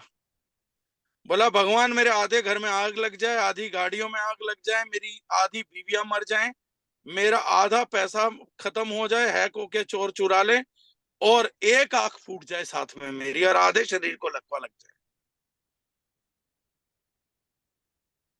अब क्या हुआ? इसकी एक बीवी मर गई, 10 गाड़ियों में आग लग गई, आधा घर जल गया, 2500 करोड़ रुपए चोरों ने लूट लिए, इसकी एक आंख चली गई, आधे शरीर में लकवा लग गया। और किसी आदमी ने पूछा सर खुश हो? बोला बहुत। बोले अब आया ना मजा, मेहनत साली मेरी थी, खा दोनों जने रहे थे, अब आया मजा। अब लिटरली लग रहा है पूरा घर जल गया उनका, सारी गाड़ी चल गई, सारी बीवियां मर गई उनकी, सारा पैसा लुट गया, और दोनों आंखें फूट गई और पूरे शरीर को लकवा लग गया। अब आया मजा। हम में से 99% लोग अपने बिजनेस पे फोकस ना होके दूसरे क्या कर रहे हैं, दूसरों को क्या मिल गया है, दूसरों को क्या नहीं मिला है, उसके साथ जूझते रहते हैं। ये किसी को मतलब नहीं है मुझे क्या चाहिए। First thing you are into your business. Second thing is at any given cost, every second, mind your own business. अगर आप किसी दूसरे व्यक्ति को सुनने, जानने, बात करने में 2 मिनट का भी टाइम दे रहे हैं तो आप अपने बिजनेस के साथ चीटिंग कर रहे हैं। और अगर आप अपने बिजनेस के साथ चीटिंग कर रहे हैं तो ये बिजनेस आपको आउटपुट नहीं देगा बेटा। पहली चीज, ये तुम्हारा बिजनेस है, कर तुम दारुजनाइन के साथ रहे हो। फ्री कंसल्टेंट मिले हुए हैं तुम्हारे को जिनको तुम अपलाइन ने बोलते हो। और अगर अपलाइन ने तुम्हारे को सही टाइम पे मुफ्त कंसल्टेंसी दे देती है तो भगवान का रूप है, मंदिर में उनकी फोटो लगाओ जाके। और डाउनलाइन कौन है? डाउनलाइन है शाहरुख खान। लेट आएंगी, लेट जाएंगी, नखरे ज्यादा दिखाएंगी, फीस ज्यादा है। और क्या होता है, शाहरुख खान का एक डायलॉग है जो मुझे बड़ा अच्छा लगता है, उसने एक इंटरव्यू में बोला था, बोले अगर वफा की उम्मीद ना हो तो मुझसे बेहतर कोई आशिक नहीं। डाउनलाइन वही है, अगर तुम वफा की उम्मीद ना करो तो उनसे बेहतर तुम्हारा कोई आशिक नहीं। गलती तुम्हारी है, तुम उनसे वफादारी भी चाहते हो। ये बातें समझा रहा हूं, जिनको बड़ा बिजनेसमैन बनना है वो ये सारी बातें फॉलो करके बनेंगे, क्योंकि बड़ा बिजनेसमैन बनने के लिए ये सब फॉलो करना ही पड़ेगा। अगर डाउनलाइन से वफा की उम्मीद करोगे तो तुम बेवकूफ बिजनेसमैन हो। लेकिन अगर डाउनलाइन से वफा की उम्मीद ना करो तो उनसे बेहतर तुम्हारा कोई आशिक नहीं है, ये ध्यान रखना। अपलाइनों में 1 कंसल्टेंट कम हो जाए, 5 कंसल्टेंट कम हो जाए, कोई फर्क नहीं पड़ता, जब तक तुम्हारे पास तुम्हारी प्रॉब्लम सुलझाने लायक पर्याप्त आदमी है। भगवान करे चाहे बाकी सारी अपलाइन खत्म हो जाए, कोई फर्क नहीं पड़ता। ये ध्यान रखना। धंधे में हो, आज के बाद बिजनेस में आओ। अब मैं काम करता हूँ बिजनेस की इम्प्लीमेंटेशन में। अब मेरे कुछ सवाल तुमसे निजी हैं जो तुम खुद से सवाल करना। अगर एक आदमी रोज 1000 बीवी क्लोज कर रहा है तो एवरेज कितने रुपए का बिजनेस करता है? 3000 रुपए का, मोटा मोटी सब एग्री है। एक अमरूद वाला अपने धंधे में होता है, वो प्रतिदिन कम से कम कितने के अमरूद बेच लेता है?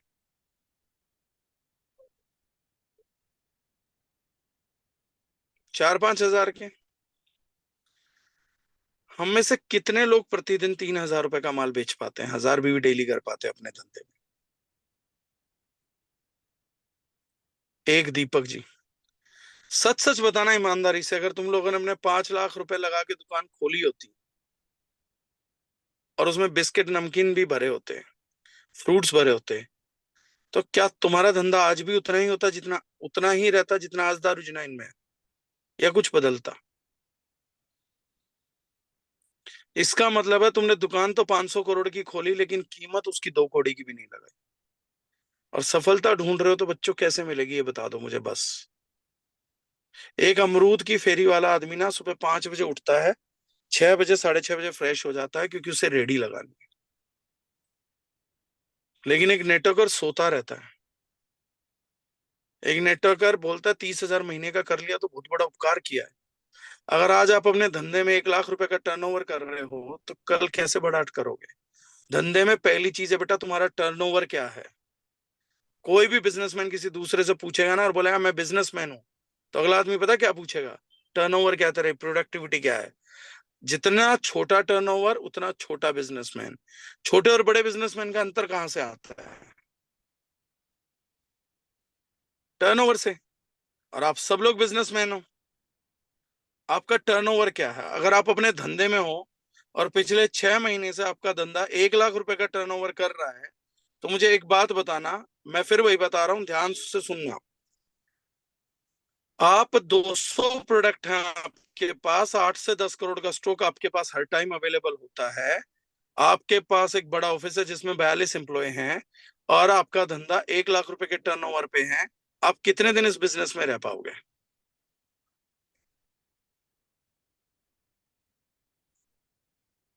तो ये आपका धंधा नहीं है।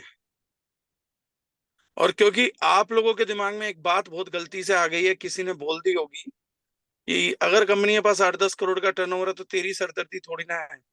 भाई मेरी सरदर्दी है। क्यों? क्योंकि अगर ये 10 करोड़ मैं बेच दूंगा तो सारा प्रॉफिट मेरी पॉकेट में आएगा। लेकिन अगर इस 10 करोड़ में मैं 500-5,000 लोगों को बेचना अलाउ कर रहा हूं तो मैं बेवकूफ हूं अपने ही 5,000 कंपटीटर खड़ा कर रहा हूं, बताओ मैं। और जैसे जैसे जैसे जैसे टाइम गुजर रहा है, इस स्टॉक में बेचने वाले, हिस्सा लेने वाले आदमी रोज दारुजनाइन में जुड़ रहे हैं। मेरे को मोनोपोली करनी पड़ेगी कि इससे ज्यादा मैं बेचूं। धीरू भाई अंबानी जब कपड़े में आया था तो मोनोपोली तोड़ी थी उसने और मोनोपोली को हासिल किया था। एक बड़ा बिजनेसमैन क्या करता है, मार्केट में कॉम्पिटिटर के मुकाबले मोनोपोली हासिल करता है। क्या आप लोग दारुल यूनियन के स्टॉक में मोनोपोली हासिल करने की सोच रखते हो? पहली चीज, कभी सोचा भी है कि आपको इस धंधे में बने रहना है तो आपकी सबसे बड़ी जरूरत है दारुल यूनियन के स्टॉक पे मोनोपोली होनी चाहिए आपकी, कि दारुल यूनियन जितना माल रखती है ना उसमें से 90% 99% तो मेरी टीम काटती है। मैं अपने धंधे को वहां तक स्केल कर लाया हूँ। और सर मेरी अपलाइन ही काम नहीं कर रही, अच्छी बात है ना, अपलाइन काम नहीं कर रही। क्यों करे अपलाइन काम? क्योंकि अपलाइन के काम करने से धेला नहीं आएगा मुझे। मैं तो चाहता हूँ सारी अपलाइनें धंधा छोड़ जाएं, प्रोडक्ट बढ़िया, चीज बढ़िया, मैं ही फैलाऊं, सारा सारा माल मैं ही खाऊं। क्यों किसी और को माल बांटना है? इस धंधे में पहली बार मैं सुना सर मेरी अपलाइन जिम्मेदार नहीं है, सर मेरी अपलाइन काम नहीं कर रही। तेरी अपलाइन अगर ज्यादा जिम्मेदार और ज्यादा काम करने वाली हो गई ना तो घर में ही सबसे बड़ा कंपटीशन है बेटा।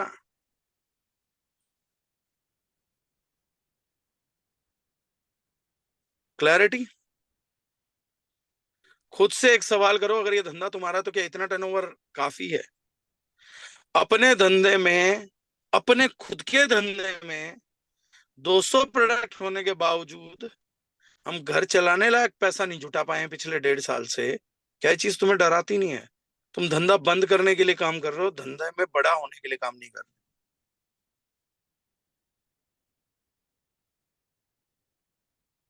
कोई एक आदमी ने 10 लाख रुपए लगा के दुकान खोल ली है, पिछले 1 साल से 20,000 रुपए महीने की सेल है, 12% का प्रॉफिट आता है, 2,400 रुपए हर महीने कमा रहा है।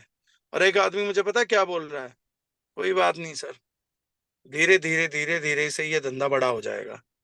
मूर्ख ये धंधा बंद करने की तरफ जा रहा है। मैं बिजनेसमैन हूँ, मुझे पता है इसने 1 साल से 10 लाख लगा रखे हैं, 2,500 रुपए महीना कमा रहा है, ये धंधा बड़ा नहीं करेगा, धंधा बंद करेगा।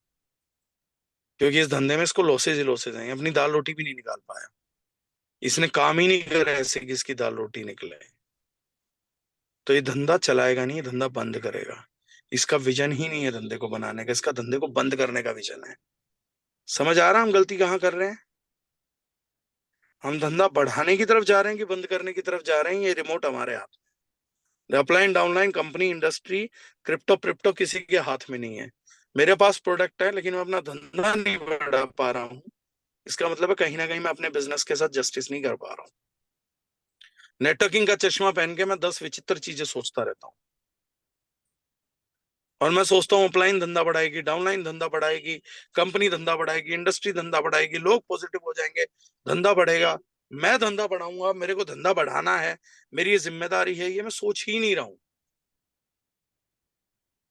क्लैरिटी आई आप लोगों को? धंधा पागलपन से होता है। धंधे का नाम पता है क्या? बिजनेस। बिजनेस की फुल फॉर्म जानते क्या है?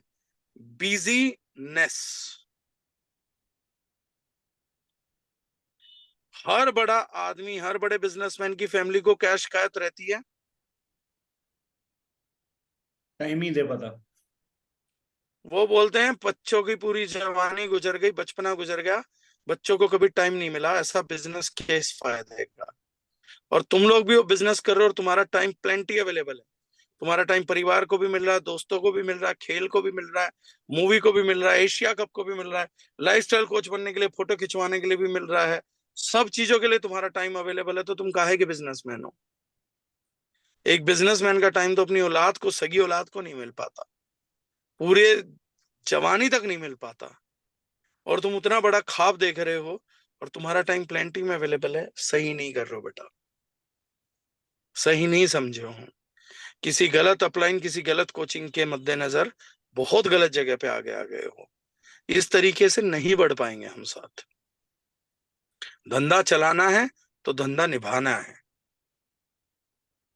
धंधा बिना निभाए नहीं चलेगा। रिश्ते बनाते हो तो रिश्ते निभाते हो, बिजनेस बनाया है तो बिजनेस को निभाना पड़ेगा। और एक बात बता देता हूँ, एक गारंटी दे रहा हूं आज आप लोगों को, सब लोग दो दो ढूंढ रहे हैं अपने। अगर मेरी उम्र आप लोगों से लंबी हुई ना तो आप लोगों से मरते हुए पूछूंगा, दो मिले पूरी जिंदगी काम करके? तो भी जवाब आएगा नहीं। मैंने अपने पिछले 17 साल के करियर में अलग अलग लोगों की बात करूं तो 70 लाख से ऊपर लोग जोड़े होंगे। आप मुझसे पूछो क्या आपको 2 मिले, तो जवाब है नहीं। क्या किसी को 2 मिलते हैं? नहीं। नेटवर्क मार्केटिंग की वो 2 डाउनलाइन जिनके दम पे आप पैसिव इनकम लोगे, वो पुरानी फिल्मों की नागमणि है जो किसी के हाथ नहीं लगती। आप मारे जाओगे, इच्छाधारी नागों की नागमणि हाथ नहीं लगेगी। आप बीन बजा लो, सपेरे बन जाओ, और श्रीदेवी को नचा लो नागिन बना के, नागमणि नहीं मिलेगी आपको। और आपको बताया ये गया है कि एक बार नागमणि मिल गई ना, तो उसके बाद जिंदगी में कोई कमियां नहीं रहेंगी। नागमणि किसी को इसीलिए नहीं मिलती क्योंकि होना ही नहीं होता। तो आप दोनों को भी इच्छाधारी नागमणि नहीं मिलेंगी। और उस नागमणि मिलने का संयोग ये है कि एक पूर्णमासी की चांद को जो इच्छाधारी नाग जब रोमांटिक होंगे, तो ठीक रात्रि के पहर में, तीसरे पहर में वो नागमणि रख देंगे, वो उठा के भागनी है तुम्हें, वो मिलेंगी ही नहीं, क्योंकि वो होती ही नहीं है। नेटवर्क मार्केटिंग की पिछली गलती आप लोगों को बहुत परेशान कर रही है, पिछली एजुकेशन आप लोगों को ज्यादा परेशान कर रही है। Network marketing is a business and it should be done in a manner that it is a business. जैसे अंकुश जी बोल रहे थे, तो मैंने बुलाया था पीछे, इनको बताया था, फोरवेल की टी शर्ट पहन के, कैप लेके, सुबह पार्क में खड़े होके लोगों को एजुकेट करना कि सर मैं गैस एसिडिटी का सोल्यूशन लेके आऊं, मेरी एक कंपनी है, छोटा सा प्रोडक्ट मैं लेकर आया हूं। उन्हें नहीं बताना एक कंपनी दारुजनाइन है, ये है वो है। आपकी कंपनी आप कर रहे हैं, बोलो सर मैंने ट्रायल किया है, this is very good product, मेरी मनी बैक गारंटी। अपने बिजनेस को अपने हिसाब से डिजाइन करो। और धीरू भाई अंबानी की पहली स्टेज में हो, जिस स्टेज में वो गट्ठा लेके चला था। अगर आज आप में गट्ठा लेके चलने का, अपना माल खुद बेचने का दम है, तो कल आपका माल रिटेलर मांगेंगे, परसों होलसेलर मांगेंगे, मांगेगा, फिर पूरा इंडिया मांगेगा, इन्वेस्टर मांगेंगे, हर कोई आपके धंधे में आएगा अगर आपने अपना धंधा चला दिया तो। धंधे के लिए बेसिक रिक्वायरमेंट होती है प्रोडक्ट, वो आपके पास है। आपका चारकोल फेस वॉश आप घर घर जाके दोगे तो आपको 98% रिपीट ऑर्डर आ जाएगा। आप एक बार चेहरा धुलवा दोगे तो 100% आ जाएगा। लेकिन कभी हमने दिमाग लगाया कि यार कहाँ जाके हम पूरा प्रेजेंटेशन दे सकते हैं, किसी मॉल में खड़े हो सकते हैं, कहीं पे बाहर खड़े हो सकते हैं, सर ये लेके जाओ, चेहरा धो के आओ और बताना। क्या कभी ये सोचा कि 10,000 पीस चारकोल फेस वॉश मुझे मूव करना है, 20 रुपए के मार्जिन पे 2 लाख रुपए आने लग जाएंगे? कभी सोचा कि यार दिन में बाकी टाइम नेटवर्क करूंगा, सुबह शाम ये करूंगा? हर बिजनेसमैन अपने धंधे को बड़ा करने के लिए सैकड़ों चीजें सोचता है। आपने लास्ट टाइम अपने बिजनेस को बड़ा करने के लिए क्या सोचा था? क्यों आपके शहर के हर काउंटर पे आपका चारकोल फेस वॉश नहीं बिक रहा? क्यों आपके शहर के हर काउंटर पे आपका ग्लूटाथियोन नहीं बिक रहा? क्यों इस आने वाली सर्दी में आपका टारगेट ये नहीं है कि यार मेरा बॉडी लोशन की तारीफ हर कोई करता है, चाहे 2,000 रुपए वाला यूज कर रहा हो, मेरा बॉडी लोशन इस बार जयपुर के घर घर में होगा, मेरी साली सोसाइटी के हर आदमी को होगा? और उस पर दिमाग क्यों नहीं लगा रहे कि सोसाइटी के हर आदमी के पास कैसे पहुंचेगा? यार कैसे हैंड एंड बॉडी लोशन पहुंचाऊं? एक दिन खड़ा हो जाऊं और बोलूं कि सर आते जाते मेरा hand and body lotion try करो, सैंपल करो, मैं पहुंचवाता हूँ, मनी बैक गारंटी देता हूँ। अरे 1,000 को बेचूंगा गारंटी दे देके, 900 लोग तो रिपीट आएंगे, मेरा धंधा बन जाएगा। ऐसे कर करके 10 सोसाइटी कर दूंगा, ऐसे कर करके एक दिन अपना पूरा शहर कब्जा लूंगा। क्यों नहीं सोचा? हाँ, मैंने कल टीम को बुलाया, मैंने कहा हमने ये साइड वाली बिल्डिंग किराए पे दी है? बोले हाँ। मैंने कहा इसमें एलएन में पढ़ने वाले बच्चे आते हैं? बोले हाँ। अभी इस महीने आप लोगों को 20-20 ग्राम के सैंपल मिल जाएंगे सब चीजों के, 30 रुपए 40 रुपए के दाम पे। तो मैंने डेविड सर को बोला, मैंने कहा 30,000 रुपए मैं लगा रहा हूँ। सर ये मैंने सैंपल कहा जो होगा ये जिम प्रोडक्ट्स और ये जो अपने सप्लीमेंट्स है इनका भी रहेगा? नहीं, कॉस्मेटिक्स का रहेगा अभी अंकुश जी। Yes, sir. तो मैंने कहा कि डेविड सर को, मैंने कहा सर 30,000 रुपए मैं लगा रहा हूँ, मुझे एक लड़का चाहिए, पैम्पलेट लेके खड़ा होगा चारकोल फेस वॉश का, और एलन से निकलने वाले हर बच्चे को एक फेस वॉश देगा कि सर आज जाए ट्राई करना, पूरी विशेषताएं बताएगा, एक पैम्पलेट हाथ में देगा, और फिर बताएगा कि 4 बिल्डिंग छोड़ के बेसमेंट में आपको ये प्रोडक्ट मिलेगा, बहुत ही सस्ता, 30% डिस्काउंट दिलवाऊंगा। तो डेविड सर बोल रहे सर 30,000 रुपए ज्यादा नहीं है? मैंने कहा 30% का डिस्काउंट है, सबको 200 रुपए में बेचूंगा, कंपनी से 150 रुपए का खरीदूंगा, 50 रुपए कमाऊंगा, 1,000 लोग कन्वर्ट करूंगा, 1,000 लोगों को सैंपल दूंगा, 900 भी कन्वर्ट हुए, पहले महीने 45,000 रुपए आएंगे रिटेल के। 30,000 लगा के 45 कमा लिए, अगले महीने वो फिर खरीदेंगे, अगले महीने फिर 45 कमाऊंगा, तो जिंदगी में एक बार 30 लगा के हर महीने 45,000 की इनकम फिक्स कर लूंगा। जब आएंगे तो 2-3 प्रोडक्ट और खरीदवा दूंगा, बन गया इनकम, धंधा। मुझे अपना बिजनेस है तो करना है। कल ही मैंने पूरी टीम के साथ प्लानिंग बनाई। मैंने कहा मुझे अगले 2 साल के अंदर हर घर के अंदर चारकोल फेस वॉश चाहिए, चाहे नेटवर्कर आए या ना आए, जरूरत ही नहीं मुझे। जो आएंगे मोस्ट वेलकम, नहीं आएंगे कोई बात नहीं, हर घर में पहुंचाओ प्रोडक्ट। क्योंकि बिजनेस यही होता है। जयपुर में हैं लोग, कोटा में हैं आप लोग, मंदसौर में, अपने गांव में हैं, डॉक्टर साहब नागपुर में हैं। पूरे नागपुर में आज कोई और नहीं है, तो हर घर में चारकोल फेस वॉश कैसे पहुंचेगा, इस पे दिमाग लगाओ। हर गैस एसिडिटी के पेशेंट को फोरवेल कैसे पहुंचेगा।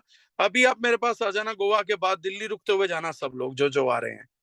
पूरी दिल्ली में ऑफिस के आजू बाजू 10,000 पोस्टर मिलेंगे खंभों पे चिपके हुए, गैस एसिडिटी का कंफर्म इलाज, 10 दिन में ट्रीटमेंट, वरना मनी बैक गारंटी। कल ही पोस्टर लगवाया मैंने, चिपकवाओ। एक बंदे को तैयार किया, मैंने कहा तेरे पास कॉलिंग आएगी, तू हैंडल करियो। क्यों? 73% लोगों को गैस एसिडिटी है। उन्होंने कहा सर 5,000 पर्चे। मैंने कहा 100 बोतल भी बिक गई तो 1100 की बोतल बेचनी है। 4,000 के पोस्टर चिपक रहे हैं, 30,000 रुपए आएंगे। मुझे क्या फाइट पड़ी है? और हर महीने 30,000 रिपीट आएंगे। दूसरे प्रोडक्ट दूंगा वो अलग, धंधा है भाई। अब आप लोग बोलोगे अरे सर इसमें तो बंदे जुड़े ही नहीं। भाड़ में जाए बंदे, मैंने पैसे कमा लिए, मेरी बला से आग लगे पूरी दुनिया को, मुझे क्या मतलब है सर। पर आपने मान लो 800 1000 फोरवेल बेची, इसमें एक भी बंदा नहीं जोड़ा। बंदे मैं अलग जोड़ रहा हूं, मैं बंदे भी जोड़ता हूं, लेकिन मैं माल भी बेच रहा हूं, मैं आगे काम भी कर रहा हूं। जो थॉट मेरा है यही थॉट आपका भी हो सकता है। और मैंने डिट्टो एक उसी हिसाब से डिजाइन किया कि मैं नेटो करूं तो मैं क्या करूंगा। मैं कंपनी से 150 का ले रहा हूं, आगे 200 का बेच रहा हूं। 800 की फोरवेल ले रहा हूं, 1100 1150 की बेच रहा हूं। मैं कोई ऐसा नहीं बेच रहा कि कंपनी में आती कितने की उतने की बेच रहा हूं। मूर्ख हूं क्या मैं? ये काम आप क्यों नहीं कर सकते? और मैंने संजीव सर को बोला है, उनका एक ग्रुप है, मैंने कहा MRDLF में मुझे खड़ा करो। मैंने कहा एक दिन मैं खड़ा रहूंगा। मैंने कहा 25 माले की बिल्डिंग है, 2,500 ऑफिस है। मैंने कहा हर बंदे को हैंड एंड बॉडी लोशन का सैंपल दूंगा। बकवास करनी मुझे बहुत बढ़िया आती है प्रोडक्ट की, मैं कर लूंगा एक प्रोडक्ट की हैंड एंड बॉडी लोशन की बकवास। 2,500 में 2,000 पीस तो मैं एक दिन में बेच दूंगा। हो गया मेरा काम। मुझे कोई शर्म नहीं है भाई। लोग बोलेंगे अरे डागर सर तो तुम्हारे वहां पे खड़े होके लोगों को ऐसे ऐसे सैंपल देके एक्सप्लेन। मेरा धंधा है। शाहरुख खान बोलता है कि मुझे पैसे मिलेंगे तो मैं शादियों में नहीं, रोड पे भी नाचूंगा, पैसा मिलना चाहिए। मुझे मेरा धंधा है भाई, मैं समझा दूंगा। मुझे पार्क में बोलो, मुझे फुटपाथ पे बोलो, मेरा माल बिकना चाहिए। जहां तुम जगह बोलोगे मैं खड़ा हो जाऊंगा, मुझे कोई दिक्कत नहीं है। मुझे कोई शर्म नहीं है। मैं मेहनत में यकीन नहीं रखता, मैं बेशरम मेहनत में यकीन रखता हूँ। मेरी आज इज्जत इसलिए है क्योंकि मैं पोर्श चलाता हूँ। मेरी इज्जत इसलिए क्योंकि मैंने 5 करोड़ का मकान बना लिया। अगर कल मेरी पोर्श बिक गई, मेरी कोई इज्जत नहीं बचेगी। मेरी एंडेवर बिक गई, कोई इज्जत नहीं बचेगी। लेकिन अगर मैंने 2 पोर्श और ले ली तो कोई नहीं कहेगा जितेंद्र अगर यहाँ खड़े होकर ये समझा रहा होता है। कोई नहीं बोलता जल्दीराम वालों को तुम्हारा बाप बे समोसे तलता था। समझ आ गई ना बात है? कोई नहीं बोलता बिट्टू टिक्की वाले को कि तुम्हारा बाप रेडी लगाता था यहाँ पर। 800 करोड़ का आदमी है वो। कोई नहीं बोलता अंबानी को कि तुम्हारा बाप ना यहाँ यहाँ हमारे गांव में मेले में धक्के खाता था, मेरा कपड़ा खरीद लो, मेरा कपड़ा खरीद लो, ऐसे बोलता था। कोई नहीं बोलता अंबानी को ये बात। इज्जत काम करके काम बड़ा करने वालों की है। और अगर आज आप बेशरम मेहनत नहीं कर सकते, कल हम बड़ा बिजनेस नहीं खड़ा कर सकते। अगर आप डेली अपने धंधे में 3 4 5 हजार रुपए का धंधा नहीं डेली क्लोज कर रहे हैं, डेली आपकी क्लोजिंग नहीं आती है, आपकी टीम की क्लोजिंग नहीं आती है, आप बिजनेस में नहीं है। आज अगर आपको जवान मूवी के बारे में बात करने के लिए आपके पास टाइम है, आपके पास एशिया कप डिस्कस करने का टाइम है, आई एम सॉरी टू से आप लोग बिजनेस में नहीं है। आज आप लोगों को दारूजनैन के अलावा कोई और कंपनी पता है, कोई और चीज पता है? आपको नहीं मालूम है। रतन टाटा को टाटा ग्रुप के अलावा कुछ नहीं पता, रिलायंस को रिलायंस नहीं पता, किसी को कुछ मालूम नहीं होता भाई। Mind your own business, start your own business. आपका बिजनेस तब स्टार्ट होगा जब आप अपनी प्रेजेंटेशन देख के, खुद क्लोजिंग करके, खुद से फॉलोअप करके डेली बिजनेस क्लोज करना चालू करेंगे तो आप धंधे में हैं। अगर आप अपनी क्लोजिंग, अपनी प्रेजेंटेशन, अपनी क्लोजिंग खुद नहीं कर पाते हैं, आप इस धंधे में अभी तक आए ही नहीं है। लेकिन अगर आप प्रेजेंटेशन देके डेली धंधा क्लोज कर रहे हैं तो you are welcome in business. लेकिन क्या सर मेरे आने से बिजनेस बड़ा हो जाएगा? नहीं। सिर्फ क्लोजिंग करने से बड़ा हो जाएगा? नहीं। Now second step is mind your own business. दूसरी कंपनी, दूसरी चीजें, दूसरी अप्लाइन कुछ नहीं मालूम होना चाहिए जीवन में। 100% फोकस, डेली टारगेट, आज क्या करना है। अगर आपकी टीम को और आपको आज अपने दिमाग में आज के टारगेट के अलावा किसी भी टाइम कुछ चला है, आप ढंग से काम नहीं कर रहे हैं। आपकी टीम को रात को सोते हुए तक एक टेंशन होनी चाहिए कि आज जितने बीवी करने थे होंगे कैसे। सोते हुए ये सुकून होना चाहिए कि कैसे ना कैसे कर दिए। आप जब तक बंदे कॉल कर रहे तुझसे कुछ बात करनी थी, तो आपकी टीम के मुंह से और आपके मुंह से एक ही बात निकलनी चाहिए, बाद में करूंगा, कोई जरूरी बात है तो बता, नहीं तो छोड़, मेरा टारगेट पूरा नहीं हुआ आज का। और जब टारगेट पूरा हो जाए फिर बंदा कहे यार वो जरूरी बात करनी थी, अब टारगेट पूरा हो गया, बोले हाँ बता, जरूरी बात है तो बता, वरना यार मैं बहुत थक गया हूँ, कल बात करेंगे। मेरे दोस्तों के मैं मैसेज दिखा दूंगा, मेरे बर्थडे के मैसेज दिखा दूंगा जब अगली बार मिलेंगे। 7 जून की बर्थडे विशेष आज तक पेंडिंग है, मेरे व्हाट्सएप में अनरीड पड़ी हुई है, जवाब ही नहीं दे पाया। इतना टाइम नहीं है जवाब उसको दूं जो धंधा कर रहा है कि उसको दूं जो बर्थडे विश कर रहा है। बर्थडे विश वालों को तो कभी भी निपटा दूंगा, धंधा करने वाले को आज शाम तक निपटाना है मुझे, क्योंकि उससे मुझे आज रात की क्लोजिंग चाहिए। इसीलिए अंकुश मीणा जी बोल देते हैं कि मेरे एक कॉल पे डागर सर आ जाते हैं। मैं दिल्ली में रहता हूँ, अपने परिवार से 5 किलोमीटर दूर रहता हूँ, मेरी मम्मी को बोलो ये बात कि ये आदमी एक कॉल पे आ जाता है, ये एक कॉल पे भिलाई आया था, ये एक कॉल पे जयपुर आया था। तो मेरी मम्मी कहेगी 1.5 साल से ये आदमी 5 किलोमीटर चल के मेरे से मिलने तो आया नहीं है, तुम्हारी कॉल पे कैसे आ जाता है ये? मैं मान ही नहीं सकती। हमारी कॉल ही नहीं उठाई इसने 6-6 महीने से। मेरे घर वालों का भी स्क्रीन शेयर नहीं कर सकता। आप देख के हैरान रह जाओगे, व्हाट्सएप पे पिछले 6 महीने में मेरे परिवार की मम्मी पापा की कम से कम 150 मिस कॉल होंगी, सिर्फ व्हाट्सएप में जवाब जा रखे होंगे। मुंबई जा रहा है, कब जा रहा है, मीटिंग कैसी रही, वापसी कब आया, तो मैसेज आएगा लैंडेड, रीच्ड, एक शब्द का, पिताश्री जस्ट लैंडेड, पापा just reached, seminar good, photograph post कर दूंगा। लेकिन इसके लिए ना मैंने उनसे बैठ के मीटिंग करी थी कि मैं जो करने जा रहा हूँ शायद घर खानदान में किसी ने किया ना हो, तो आप लोगों को एक चीज समझनी पड़ेगी कि मेरे पास शायद अगले 5 साल नहीं होंगे, लेकिन मैं आपको अगले 5 साल के बाद जो जीवन दूंगा बहुत क्वालिटी लाइफ रहेगी, हर चीज होगी, हर एक फैसिलिटी होगी, will enjoy good, but allow me some time. जब मैंने फ्लैट लिया, दिखाया, तो मेरे घर वाले बड़े खुश थे। तो मेरे ब्रदर का इमिडिएटली पिकअप आया, भाई हम यहाँ रहेंगे। मैंने कहा हाँ हम यहाँ रहेंगे, because it is a luxurious thing. तो उसने कहा कब शिफ्ट कर रहे हैं? तो मैंने कहा रुक जा, अभी मैं अपने टारगेट से बहुत दूर हूँ, मेरे को टारगेट हिट करूंगा तो मैं यहाँ रहूंगा, by that time I need time. आज मेरी मदर से बात करो, फादर से बात करो, दे आर ओके। वो बोलते हैं यार इसने बैठा था, मीटिंग में था, इसने बोल दिया था मैं इस चीज के बिना जी नहीं पाऊंगा और आप समझ नहीं पाओगे, तो हम लोग को सुकून में रहना है, मुझे थोड़े टाइम अलग रहना अलाउ करो। अब कोई बोलेगा सर आपको अटैचमेंट नहीं है, बहुत है, किसको नहीं होता माँ बाप से अटैचमेंट, लेकिन वो धंधे से भी है मुझे। मैं रिश्तेदारों की शादियां, पापा को बोला पापा रिश्तेदारी मैनेज कर लोगे, छोटे भाई को बोला कि यार तू ज्यादा कुछ नहीं करता, तू मैनेज कर लेगा ना। आज मेरा ब्रदर खुश है, कोई भी उससे पूछता तो वो बोलता तुम्हें पता भाई थोड़ा बिजी रहता, हमें ही टाइम नहीं दे पाता। रिश्तेदारी खुश है, जो अपने माँ बाप को टाइम नहीं दे पा रहा, हमें नहीं मिला, क्या दिक्कत हो गई? Getting my point? क्योंकि मुझे एक चीज समझ आ गई थी, बिजनेस का मतलब बिजीनेस, मिडिल क्लास थॉट से ऑपरेट नहीं होता हूं मैं। मैंने जहां कदम रख दिया था वहां के नए नियम मुझे मालूम थे क्या है। आप लोगों को क्या है, सर मुझे थोड़ी बॉयफ्रेंड गर्लफ्रेंड वाली लाइफ भी जीनी है, थोड़ा मुझे अच्छा नोना बेटा भी बनना है, थोड़ा अच्छा पति भी बनना है, दिवाली भी मनानी है, होली भी खेलनी है, दूसरे लोगों की बातें भी सुननी है, कंपनी भी सुनना है। उसके बाद मुझे नेटवर्क मार्केटिंग के जो बेवकूफी वाले खेल है ना, मोटिवेशन डिमोटिवेशन, अपलाइन काम नहीं कर रही, डाउनलाइन सपोर्ट नहीं कर रही, डाउनलाइन यहाँ भाग गई, ये सारे कामों पे भी काम करना है। इतने सारे काम बेटा एक साथ करोगे तो कैसे जी पाओगे? जी ही नहीं पाओगे। अपना काम है अच्छे प्रोडक्ट्स को, माल को बेचना, बिजनेस को एलिवेट करना, और बिजनेस में स्टेबिलिटी मत खोजना। बिजनेस में स्टेबिलिटी होती ही नहीं है। बिजनेस में 2 ही चीजें होती है, मैं आज बता देता हूं, ब्रेन को क्लियर कर लो। बिजनेस में या तो ग्रोथ होती है या मौत होती है। बिजनेस स्टेबल कभी नहीं होता है।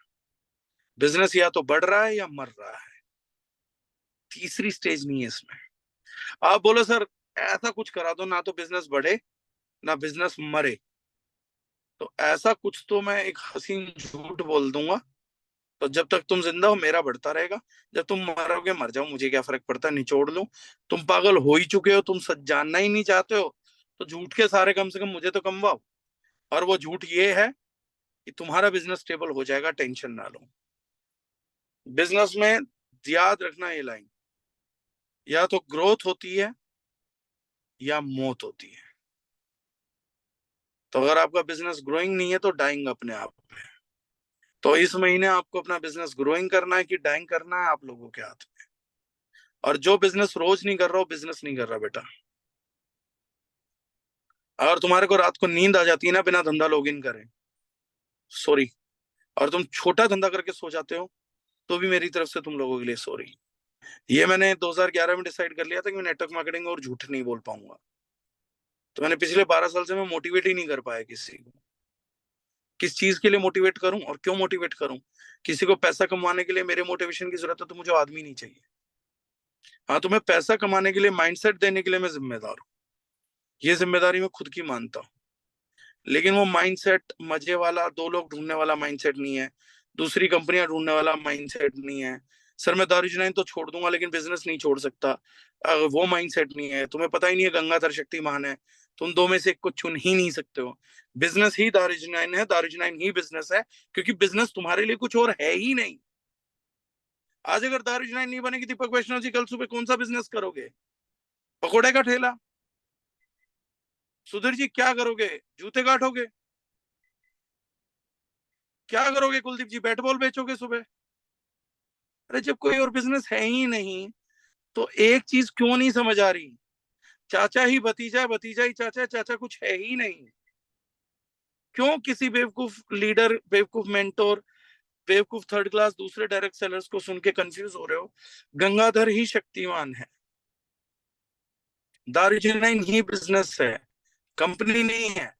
कंपनी मेरे लिए होगी, तुम्हारे लिए व्यवसाय है, बिजनेस है, क्योंकि और बिजनेस कोई है ही नहीं। आज मेरे लिए दारुजिनाइन मेरा बिजनेस क्यों है? कि मेरे पास कुछ और है ही नहीं। लेकिन अगर आपके पास 5 ऑप्शन हैं तो बेटा आप बिजनेस में कैसे हो? अगर कल आप लोग जूस का ठेला लगा लेते हो बाहर और आप बोलते हो सर एक तो मैं जूस का ठेला लगाना चाहता हूँ, एक मैं नान की दुकान खोलना चाहता हूँ, एक मैं फलों की रेडी भी लगाना चाहता हूँ, एक मेरा कभी कभार मन होता है कि भाई साहब गोल्ड ज्वेलरी में बहुत फायदेमंद है, मैं एक शोरूम भी बना लेना चाहता हूँ। फिर कई बार मुझे लगता है लोगों ने स्टॉक मार्केट से कमा लिया, मैं कुछ स्टॉक भी खरीदना चाहता हूँ। तुम करना क्या चाह रहे हो बे? जूस का ठेला लगाया है, फलों की रेडी लगाना चाहता हूँ क्योंकि जूस और रिलेटेड है सर आपस में। तो मैं एक चाय की टपरी भी लगाना चाहता हूँ, स्टॉक में भी इन्वेस्ट करना चाहता हूँ। करना क्या चाहते हो मुझे ये बताओ। तुम हो कौन? तुम जूस बेचने वाले हो कि तुम ठेला लगाने वाले हो कि तुम नान बेचने वाले हो कि तुम चाय बेचने वाले हो? नहीं सर, वो एक्चुअली में कल रात बैठा ना था ना, तो मेरा एक दोस्त है, उससे मुझे पता लगा वो आलू नान लगाता है। आजकल लोग आलू नान बहुत खा रहे हैं, इसलिए मैं सोच रहा हूँ जूस बेचना बंद करके आजकल आलू नान बेच लूं। तो घातक फिल्म में सनी देओल का डायलॉग है जब उसका भाई बोलता है मुंबई में जमीन बेच के बनारस चलते हैं, तो सनी देओल बोलता है बनारस में कोई जमीन नहीं है। तो बोलता बनारस में जमीन थी तो सही हमारी। तो सनी देओल एक लाइफ का रिमार्केबल डायलॉग मारता है जो मैंने सीखा था।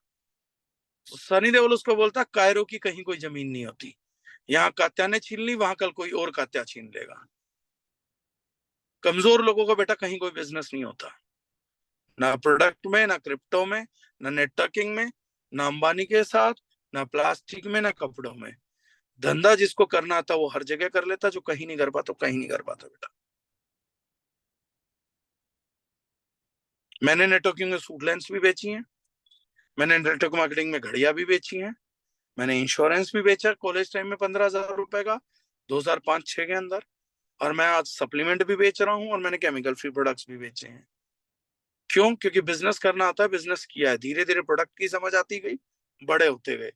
लेकिन बेटा करा सब कुछ है लाइफ के अंदर, कायरों की कहीं कोई जमीन नहीं होती। तो आपको लास्ट चीज बता रहा हूं, ये आप नोट कर लीजिए, आप लोगों को मदद आएगा। दारुजनाइन को 3 पार्ट में सब डिवाइड करके आप अपना धंधा बड़ा कर सकते हैं। 3 पार्ट दारुजनाइन में मोटा मोटा है।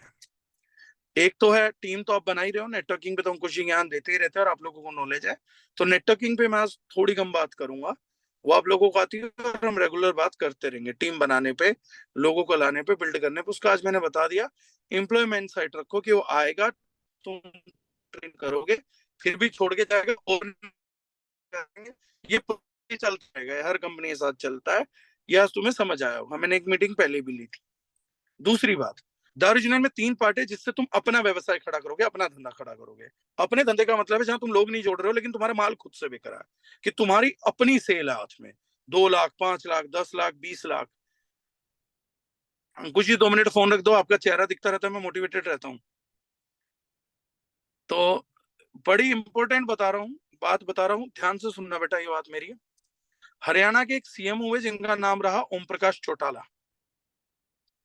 जब वो 65 साल के रहे तो उनको एक आदमी ने सलाह दिया, उनके 2 हट्टे कट्टे बेटे थे, वो भी 2 लाख ढूंढता ना, उनके पास 2 लेग हैं, हट्टी कट्टी लेग है, जो उन्होंने खुद ही डेवलप करी है। तो एक बंदे ने बोला उनको, चौटाला साहब अब तो बालक को सीएम बना दो, आप बड़े हो गए, 65 साल के बच्चे 40-40, 42 साल के हो गए, ये अगली जनरेशन है, इसको काम करने दो। बड़ा इंपॉर्टेंट चैप्टर बता रहा हूँ आप सब लोगों को। ओम प्रकाश चौटाला ने लाइफ का फिनोमिनल डायलॉग मारा, दहिया साहब थे जिन्होंने सलाह दी थी।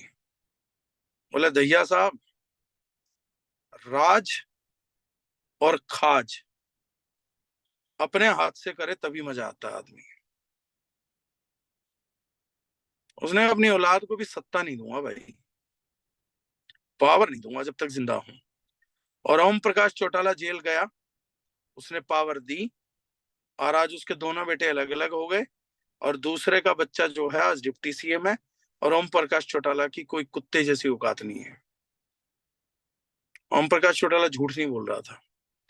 राज और खाज अपने हाथ से होती है तो बहुत बेहतर फल परिणाम देती है। इस कहानी का मतलब क्या है? जब तक बिजनेस में अपलाइन मजबूत है, सत्ता उसके हाथ में है, डाउनलाइन चलेगी। जिस दिन उसे पता लग गया मेरी डाउनलाइन अपलाइन कमजोर है, डर दिख गया चेहरे पे, उस दिन के बाद डाउनलाइन ब्लैकमेल करना चालू करेगी। इस धंधे में डाउनलाइन छोड़ती नहीं है। कमजोर अपलाइनों की डाउनलाइन हर जगह टूटती है। कमजोर सेनापति अपनी फौज को हर जगह खो देता है। जब तक तुम्हारे पास ताकत रहेगी, तुम्हारी फौज तुम्हारे साथ रहेगी। ये पुराना कानून है। कई लोग मुझसे पूछते हैं ना, सर मेरी डाउनलाइन टूट गई, मेरी डाउनलाइन टूट रही है। कमजोर आदमियों की कहीं कोई डाउनलाइन नहीं होती, किसी क्षेत्र में नहीं होती। पुराने टाइम पे तुम्हें सेनापति बना दिया गया होता तो तुम्हारा ना होता। तो फिर ये डाउनलाइन रुकेगी कैसे? हाँ, अब ये डाउनलाइन रोकी कैसे जाएगी वो फॉर्मूला तुम्हें बता रहा हूँ। तुम्हारा तो पूरा नेटवर्क कोई लठों से मारेगा ना, दाऊद इब्राहिम धमकी भी दे देगा तब भी तुम्हें छोड़ के नहीं जाएगा। लेकिन उसके लिए आप लोगों को एक काम करना पड़ेगा। वो काम है, अपने धंधे को खुद पकड़ो, खुद एस्टेब्लिश करो। आपके पास हर महीने एक बड़ी इनकम ऐसे सोर्स से आनी चाहिए जिसके लिए आपको अपनी टीम की जरूरत ना पड़ती हो, कि यहाँ पे मेरी टीम से 1 रुपए नहीं आता मुझे, ये मेरे को मेरी ताकत, मेरी हिम्मत, मेरी मेहनत के दम पे आता है। उसके लिए आप 3 काम करेंगे। इन 3 काम में आपको एक्सपर्टीज करनी पड़ेगी। आप कहीं भी अटकते हैं तो मैं आप लोगों की मदद करूंगा। आप कभी भी मुझसे कांटेक्ट करिए, अंकुश जी के माध्यम से करिए। मैं आपके लिए दिन रात एक करूंगा। मैं आपको धंधा करना भी पूरा सिखाऊंगा। 3 काम करने हैं। एक है केमिकल फ्री अवेयरनेस, सोसाइटी में कर सकते हैं, आरडब्ल्यू में कर सकते हैं, स्कूलों में कर सकते हैं। यहाँ पर हमें बंदे नहीं जोड़ने। पहली चीज ध्यान रखना, दिमाग में ये करते हुए कभी भी बंदा नहीं जोड़ना है कि सर पहले प्रोडक्ट ले लेंगे फिर बाद में जोड़ दूंगा। नहीं जोड़ना। जो जुड़ेगा वो ब्लैकमेल करेगा। अपना धंधा, ये आपकी ताकत है, कमजोरी नहीं है। हर जगह आपके साथ आदमी जुड़ेंगे वो कमजोरी है। कुछ धंधे ऐसे होने चाहिए कि आदमी कोई नहीं जुड़ेगा, माल मेरे से खरीदेंगे। ताकत उसको बोलते हैं। सबसे पहले ताकत एक्वायर करो, और वो ताकत क्या है? केमिकल फ्री का अवेयरनेस करो। जब भी केमिकल फ्री का अवेयरनेस करोगे तो सिर्फ 3 कैटेगरी का प्रोडक्ट लेके जाना, चौथी कैटेगरी नहीं लेके जानी है। ध्यान से सुन लो मेरी बात। स्पाइसेस, जिसमें हनी और चाय पत्ती आ गई, यानी कि फूड कैटेगरी, क्योंकि केमिकल फ्री वही हो सकता है। दूसरी कॉस्मेटिक्स, क्योंकि वो केमिकल फ्री है, इसमें आप टूथपेस्ट भी इंक्लूड करोगे, सैनिटरी नैपकिन भी इंक्लूड करोगे, पर्सनल केयर। तीसरी चीज क्लीनिंग प्रोडक्ट्स।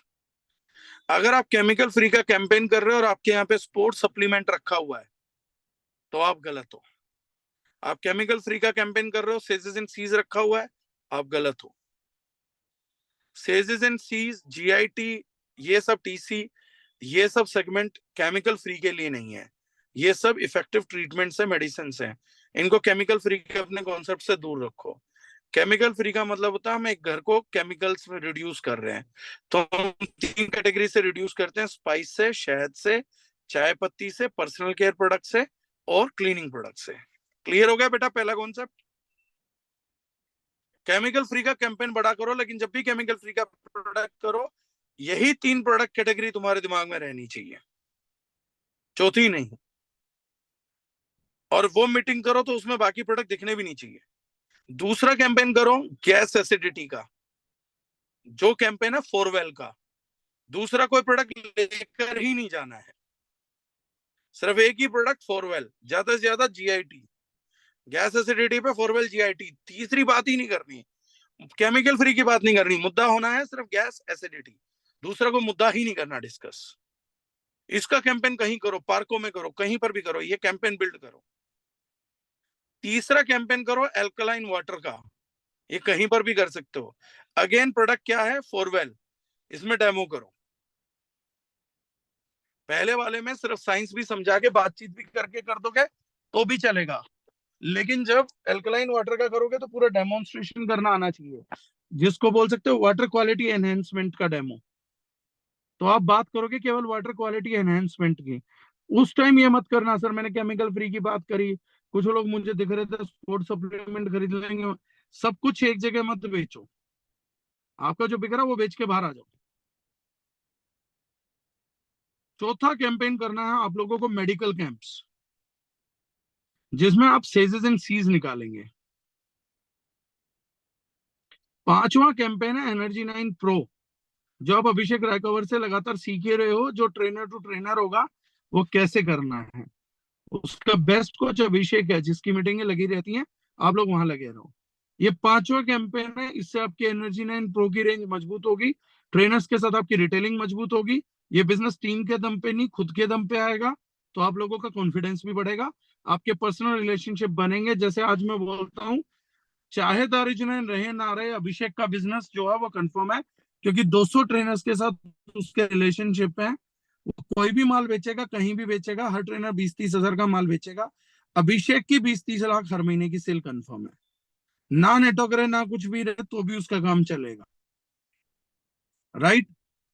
अगला कैंपेन करो रिटेल काउंटर्स को, सैलून को, प्रोफेशनल्स को 3 विजिटिंग कार्ड छपवाओ। एक visiting card chemical free world, एक विजिटिंग कार्ड आयुर्वेदा और न्यूट्रास्यूटिकल स्पेशलिस्ट, एक विजिटिंग कार्ड स्पोर्ट्स सप्लीमेंट का। आयुर्वेदिक डॉक्टर्स को विजिट कर रहे हो तो आयुर्वेदा वाला कार्ड दो, नॉर्मल आदमी से बात कर रहे हो तो केमिकल फ्री वाला कार्ड दो, जिम ट्रेनर से बात कर रहे हो तो स्पोर्ट्स सप्लीमेंट वाला कार्ड दो।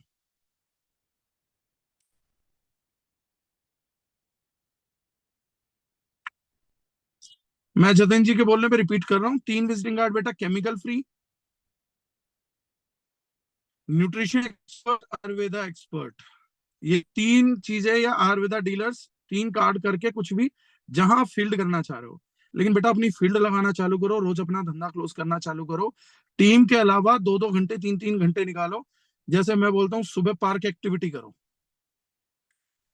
पढ़े लिखे बच्चे हो सारे, दुनिया को गैस एसिडिटी से मुक्त कराना चाह रहे हो, आपके नए रिलेशनशिप्स बनेंगे, अच्छे लोगों से बात करने को मिलेगी आपको, सोसाइटी में अच्छे लोग, वहां बंदे मत जोड़ो कि सर पहले मैंने फोरवेल दिए पार्क के लोगों को, अब उन्हें जोड़ूंगा, ऐसा मत करो। ये लीड जनरेशन नहीं है, ये प्रोडक्ट डिस्पेंसिंग है। लीड जनरेशन प्रोडक्ट डिस्पेंसिंग अलग अलग रखो। जिस दिन कोल्ड कॉलिंग से हो तो उस दिन लिखवाना वर्क फ्रॉम होम, या सीधी बात लिखवाना आओ बिजनेस करें, बिजनेस मीट। जहां जो बात करो सीधी बात करा करो, सारी बातें एक साथ नहीं करनी। तो केमिकल फ्री का कैंपेन बड़े लेवल पे कर सकते हो, बड़े बड़े अधिकारियों के साथ कर सकते हो, नेताओं के साथ कर सकते हो, अभिनेताओं के साथ कर सकते हो, आपके रिलेशनशिप बनेंगे, उन लोगों को प्रोडक्ट देते हुए फोटो खींच के कैंपेन करोगे तो बड़ा होगा। और केमिकल फ्री अवेयरनेस आपका हर कोई वेलकम करेगा, हर कोई वेलकम करेगा। मेडिकल कैंप्स करने के तरीके मैं बता चुका हूं, दोबारा चाहिए होगा उस पर जूम लगा लेंगे। फोरवेल का गैस एसिडिटी पे पोस्टरबाजी कर दो, पार्क में खड़े हो जाओ, एमसीडी स्कूल्स में जाके मीटिंग कि सर हम गैस एसिडिटी के लिए एक सॉल्यूशन लेके आए हैं।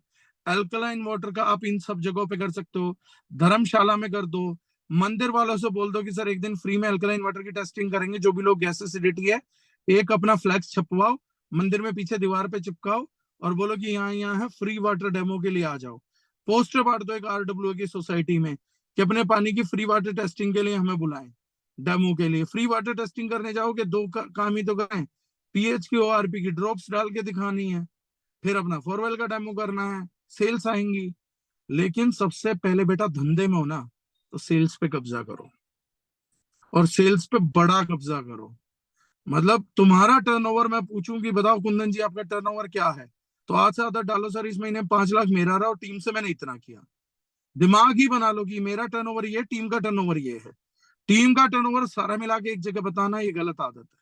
आप लोग 20 अच्छे बड़े लीडर आए हो तो मैं बड़े लीडर वाली बात कर रहा हूँ कि जब मैं बात करूं सचिन जी आपका कितना रहा, तो अपना टर्नओवर अलग बताओ, टीम का टर्नओवर अलग बताओ कि सर मैंने अपने पर्सनल बिजनेस वॉल्यूम किया लगभग लाख, 2 लाख, 5 लाख और ग्रोइंग कर रहा हूँ। जब तक आपका सेल्फ ग्रोइंग नहीं है इसका मतलब है आप अपना धंधा नहीं कर रहे, टीम से धंधा चाहते हो। और दिन में किसी से बात करने की फुर्सत नहीं होनी चाहिए। 6 महीने से तो माँ बाप से बात करने की फुर्सत मुझे नहीं मिली, 1.5 साल से। मैं ये नहीं कह रहा हूं आप इतने कठोर बनिए, मेरा ये कहना बिल्कुल नहीं है, लेकिन बिल्कुल एकदम पिघले हुए भी मत बनिए कि हर किसी के लिए हर टाइम अवेलेबल है। काम होगा, बड़ा काम होगा तो सब यार दोस्त होंगे, फिर तो प्रधानमंत्री मोदी भी दोस्त बनेंगे तुम्हारे। लेकिन अगर काम नहीं बचा तो जो दोस्त हैं वो भी नहीं रहेंगे। तो इस काम को स्केल करना है, बिजनेस करना है। तो सबसे पहले यू आर इनटू बिजनेस, इस चीज को रियलाइज करें। डेली क्लोजिंग की हैबिट डालें, वो बहुत जरूरी है। डेली में सेल्फ प्लस टीम को क्लोज करना सीखें। अगर टीम को डेली क्लोजिंग नहीं आती है तो टीम को क्लोजिंग सिखाएं, महत्वता बताएं, उनको मदद करें।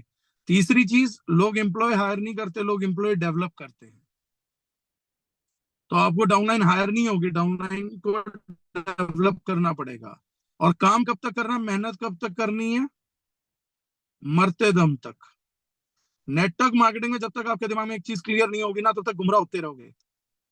इंसान को धंधे में बने रहने के लिए मेहनत कब तक करनी होती है, मरते दम तक।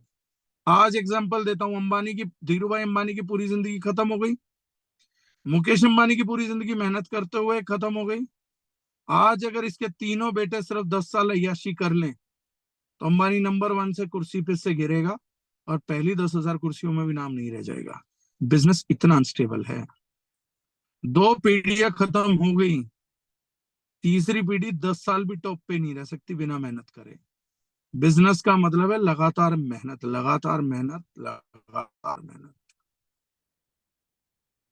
नेटवर्क मार्केटिंग के झूठों को उतार के फेंक दो, और सब झूठे और आदमी थे जो बोलते थे एक दिन 2 आदमी मिल जाएंगे, तुम्हारा पैसिव इनकम आएगा, घर बैठे बैठे कमाओगे, टीम मेहनत करेगी। आपके मरते दम तक ये नहीं होने वाला। सिर्फ मैं एक चीज बता देता हूँ, आप लोग धंधे में हो, मेहनत बहुत करनी पड़ेगी, बस एक फायदा होगा आप लोगों को, पैसा आएगा बहुत सारा बस। लेकिन बैठे बैठे पैसा आपके जीवन में कभी नहीं आएगा। टीमें जुड़ेंगी, टीमें टूटेंगी, क्योंकि एम्प्लॉय आते हैं और एम्प्लॉय जाते हैं। डिस्ट्रीब्यूटर बनते हैं ट्रेडिशनल में, डिस्ट्रीब्यूटर टूटते हैं ट्रेडिशनल में। तो MLM में भी वही होगा जो बाहर दुनिया में हो रहा है, या नया नहीं होगा। लेकिन क्योंकि आपने एक ही बिजनेस ट्राई किया MLM, इसलिए आपको लगता है ये मुसीबतें सारी MLM की है। आपको ये नहीं पता ये सारी बिजनेसेस की है। सब बिजनेसेस में यही हो रहा है जो तुम्हारे साथ चल रहा है। क्लियर है अंकुश जी? इससे ज्यादा पकाना ठीक नहीं है, 2.5 घंटे हो गए। जितनों को समझ आना था वो काफी समझ आया होगा। उम्मीद करता हूँ ये सब लोग बिजनेस कर पाएंगे। Yes sir. क्लियर हुआ आप सब लोगों को? Yes sir. अगर ये बिजनेस बेटा आपका है तो आज से इस बिजनेस को अभी से करना चालू करो। आज शाम का टारगेट बनाओ और चीजें निपटाओ। धंधे में आ ही गए हो तो धंधे की तरह करो, ऐसे मत करो। पंकज उदास साहब की एक गजल है, शराब चीज ही ऐसी है न छोड़ी जाए, उसको सुना करो। उसका पहला शेर बहुत मोटिवेटिंग है, मेरे को बड़ा अच्छा शेर लगता है वो, जब वो बोलता है कि ये इंतजार गलत है कि शाम हो सके तो अभी दौरे जाम हो जाए, मुझ जैसे रिंद को भी बुला लिया है हश्र में यार अब, तो हो सके तो अभी इंतजाम हो जाए। तो अगर धंधे में आ ही गए हो, बेशर्मी कर ही ली है, तो फिर ये इंतजाम अभी कर लो। आज ही पहला बिजनेस टारगेट लो, आज से ही क्लोजिंग चालू कर दो। आज ही से दिमाग लगाओ कि किस सोसाइटी में कर सकते हैं। आज ही कम से कम 2-3 काउंटर पे चारकोल फेस वॉश प्लान करने की प्लानिंग करो। आज ही टीम को डेली क्लोजिंग सिखाओ। जो कुछ घट रहा आज में घट रहा, कल में बेटा कुछ नहीं है। अगर सितंबर गुजर गया ना, तो ये समझो जीवन गुजर गया। ये सितंबर गुजरना नहीं चाहिए। गुजरने से पहले ये मेरे को बहुत कुछ दे के जाना चाहिए, बड़ा करना चाहिए। इस महीने मेरी ग्रोथ के किस्से पूरी प्रकृति को बोलने चाहिए। सितंबर नहीं जाना चाहिए बिना मेरे को बनाए, बिना मुझे बनाए सितंबर जा रहा तो मैं गलत कर रहा हूँ। अक्टूबर आ गया तो उसको निचोड़ देंगे, नवंबर आ और निचोड़ेंगे। डेली समझदार होते जा रहे हैं, तो मेहनत उस तरीके की करो। अब धंधे में आ ही गए हो तो ये इंतजार गलत है कि शाम हो जाए, या इस महीने की क्लोजिंग हो जाए, इस वीक की क्लोजिंग हो जाए, या आज मीटिंग जूम मीटिंग ली है तो भी थोड़ा सोचने का टाइम दो। तो पंकज उदास साहब की गजल याद रखना, ये इंतजार गलत है कि शाम हो सके तो अभी दौरे जाम हो जाए। ध्यान रखना है ये शेर, तो इस चीज से करो। And thank you so much, आप लोगों ने लंबा टाइम। मेरा मूड है कि अब आप लोगों को जल्दी जल्दी मैच्योर करूं बिजनेस में, तभी आप लोग अच्छा कर पाएंगे। इस नेटवर्क मार्केटिंग की दुनिया से थोड़ा दूर जाना है, क्योंकि वहां असफलताएं बहुत है। आप लोगों ने देखा 100 में से 99 लाशें घूम रही है वहां, और 1% आदमी गिद्ध घूम रहे हैं, लीडर कोई नहीं है वहां। लोग 99 लाश हैं और 1% गिद्ध हैं, वो लाशों को ही नोचते रहते हैं। वो किसी में जीवन देके उनसे कुछ नहीं करना चाहते, डाउनलाइन को लाश बना के उन्हें नोचते रहते हैं, उन्हें खाते रहते हैं, उनका इस्तेमाल करते रहते हैं। अपन लोगों को गंदे काम नहीं करने, अपन बिजनेसमैन लोग हैं। हमें लोगों को बनाना है, हमें लोगों को आगे लेके जाना है, खुद को बनाना है, दूसरों को भी बनाना है। हमें गिद्ध नहीं बनना कि लाशें खाएं, हमें जिंदा लोगों को आगे लेके जाना। और उसके लिए मैं आप लोगों के साथ डेडिकेटेड हूँ। जितना आप लोगों को जरूरत पड़ेगी मैं हेल्प करूंगा। आप लोग बिजनेस में कहीं भी अटकेंगे, आप मुझसे पूछिए, मैं आपको मदद करूंगा। आप कैंपेन नहीं कर पा रहे, मुझसे पूछिए सर कैंपेन कैसे करें। आप कहीं डिजाइन में अटकते हैं, मैं वहां मदद करूंगा। रिटेल में अटकते हैं, वहां मदद। लेकिन हर चीज सीखने के लिए बस आप तैयार रहो। सिखाने के लिए मैं तैयार हूँ। थोड़ा टाइम आपको लगेगा, 4 महीने में मेरे मेरे भी उस्ताद बन जाओगे। मुझे 10 चीजें रोज फील्ड से सिखाओगे, और मैं उस चीज के लिए भी तैयार हूँ। बस बेटा, ये धंधा तुमने अपना लिया, अब इस धंधे को बड़ा करो। ये गंगाधर शक्तिमान वाला कंफ्यूजन खत्म कर दो। ये 2 कौड़ी के नेटवर्करों से बाहर आ जाओ, और उनसे तो बात ही मत करो। अगर आप मुझसे पूछोगे ना कि सर किसको बंद करें, तो कहूंगा घटिया नेटवर्करों से बात करना तो बिल्कुल बंद कर दो। आज मेरी फेसबुक पे मेरा अभी भी कानून है, अगर मुझे मेरी फेसबुक पे किसी आदमी की क्रिप्टो की पोस्ट दिख जाए, या किसी ऐसे कॉन्सेप्ट की पोस्ट दिख गई ना मुझे, जहां पे वो आदमी बैठे बैठे कमाने की सोच रहा है, पोस्ट दिखी आदमी ब्लॉक। पहला कानून है मेरा, अनफ्रेंड नहीं करता, ब्लॉक करता हूँ सीधा। क्यों? क्योंकि मुझे सबकी संगत चलेगी, हराम खोरों की संगत नहीं चलती। मुझे पता है इनको 10,000 किलोमीटर दूर रखना है। ये दोबारा फ्रेंड रिक्वेस्ट भी ना भेज पाए, ये ब्लॉक होने चाहिए। मेरी उसमें सिंपल है, किसी बंदे ने मैसेज डाल दिया ना बैठे बैठे कमाओ, तो ब्लॉक होगा। क्योंकि मुझे अपनी जिंदगी में ऐसी एनर्जी से अट्रैक्ट ही नहीं करनी जो पूरी जिंदगी के झूठ से बहक गए हैं। मुझे सच्चे आदमी चाहिए जो मेहनत करके अंबानी की तरह जगह बनाते हैं। अंबानी इन्वेस्टमेंट करके बैठ के नहीं खा रहा, नेटवर्करों को लग रहा है कंपनी आएगी जो बैठा के खिलाएगी। ऐसे गधों को भी फेसबुक में रखूंगा तो लोग मुझे गधा नहीं समझेंगे। मेरी आज की इनकम इतनी, अब ये तेरी और रिक्शा वाले की बात दोनों की सेम हो गई है। वो भी अपनी आज की इनकम पे चल रहा, तू भी अपनी आज की इनकम पे चल रहा है। नेटवर्करों का दर्जा आ गया, कभी बिजनेसमैन होते थे, आज आके वही दर्जा आ गया, वही लेवल आ गया, रोज की इनकम बताने लग गए हैं, दिहाड़ी मजदूर बन गए हैं। मेरी आज की इनकम इतनी मेरी, और उन्हें लगता है ये उनकी अचीवमेंट है, उन्हें नहीं पता ये पूरेस्ट माइंड स्टेट का बिगेस्ट एग्जाम्पल है। पहले यही लोग स्टेज पे बोलते थे एक मजदूर केवल दिन की सोचता है, एक नौकरी वाला महीनों की सोचता है, एक बिजनेसमैन सालों की सोचता है। आज वही आदमी पोस्ट करता है, माई टुडेज पे आउट इज 1136 रुपीज। क्या स्टेज पे बोलता था और क्यों बोलता था, समझ नहीं आई मुझे बात। तो उन लोगों को ब्लॉक ही कर दो, मैं क्लियरली बोल रहा हूँ। अब कुछ लोग कहेंगे अगर सर हमने आपकी बात नहीं मानी, आपको तो एक दिन में ब्लॉक कर ही दूंगा, मैं तो तैयार हूँ, मुझे कोई फर्क नहीं पड़ता। मेरी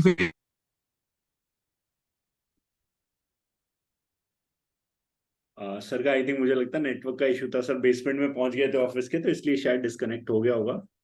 तो अगर सर कनेक्ट करते हैं तो बहुत अच्छी बात है, अदरवाइज मुझे लगता है 2.5 घंटे की मीटिंग और इतनी फ्रूटफुल मीटिंग। यस सर, आ गए हैं वापस, जस्ट अ मिनट। हाँ, वो फोन हो गया था मेरा चार्जिंग पे लगे लगे।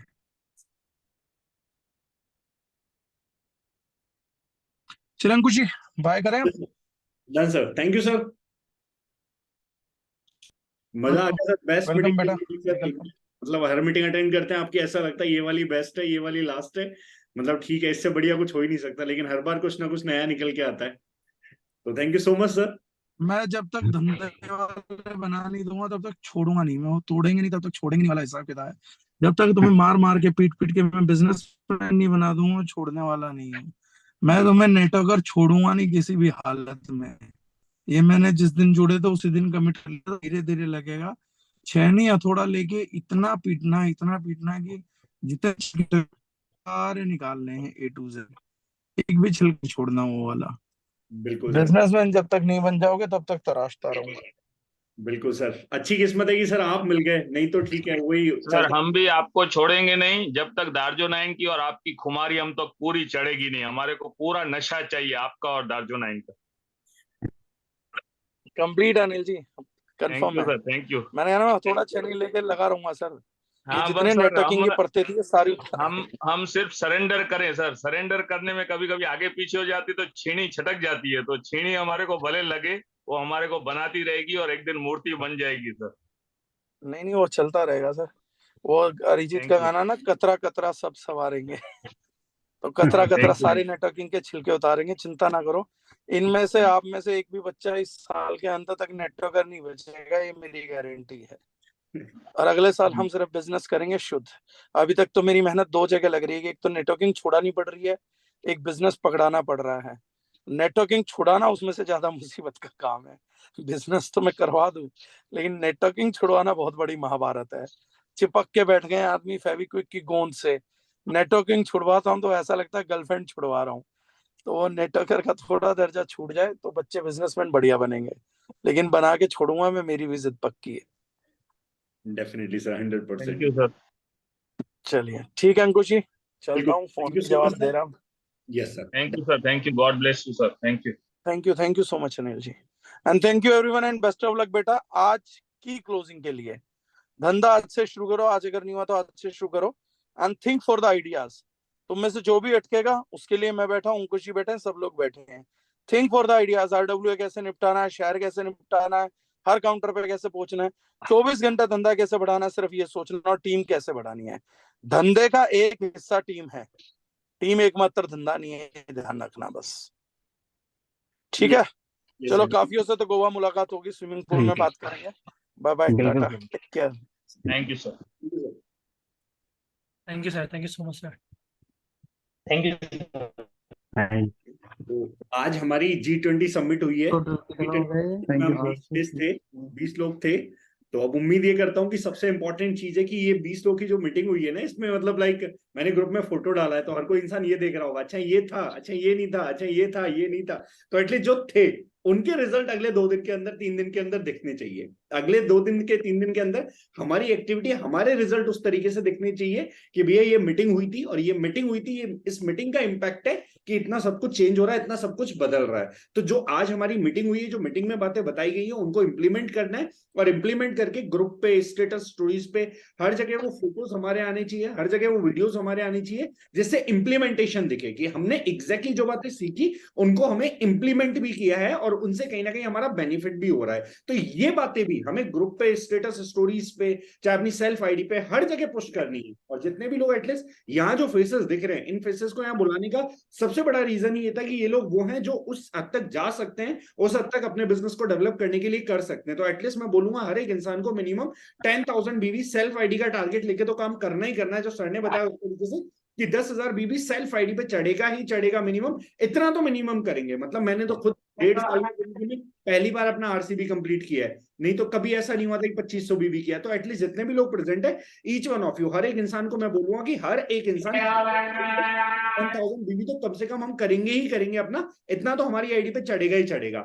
ये टारगेट लेके काम करते हैं और इस मीटिंग के रिजल्ट अगले बहुत ज्यादा आने वाले टाइम में नहीं, अगले 3 दिन के अंदर, आज कल परसों में 13, 14, 15 में शो होने चाहिए, ग्रुप पे, स्टेटस पे, स्टोरीज पे, हर जगह। और नीचे लिख के स्पेशली मेंशन करके डालना, Dagar sir session effect, Dagar sir meeting effect, specially mention करके डालना। यानी कि लोगों को ये समझ आना चाहिए भैया ऐसे सेशंस का हिस्सा हमें भी बनना है, हमें पार्टिसिपेट करना है, ऐसी मीटिंग्स में हमें भी आना है, ये लोगों को समझ आना चाहिए, राइट। तो इस चीज को मिलकर एग्जीक्यूट करते हैं, जो बातें बताई गई है उनको इंप्लीमेंट करते हैं। और जो सर ने बोला बिजनेसमैन बनना है, सिर्फ नेटवर्कर नहीं बनना है, वो बिजनेसमैन बनके ही वो अनस्टेबिलिटी का जो डर है या वो सब चीजें वो खत्म होंगी हमारे अंदर कहीं ना कहीं। तो वो बिजनेसमैन बनने की तरफ अपने आप को पुश करना है, राइट। बाकी नेक्स्ट महीने फिर से मिलेंगे, तो उम्मीद करता हूं इस G20 में जितने भी लोग हैं एटलीस्ट परफॉर्मेंस ऐसी हो कि रिपीट हो, है ना, कोई रिप्लेस ना हो, कोशिश हमें ये करनी है। Thank you so much everyone, all the best, thank you so much.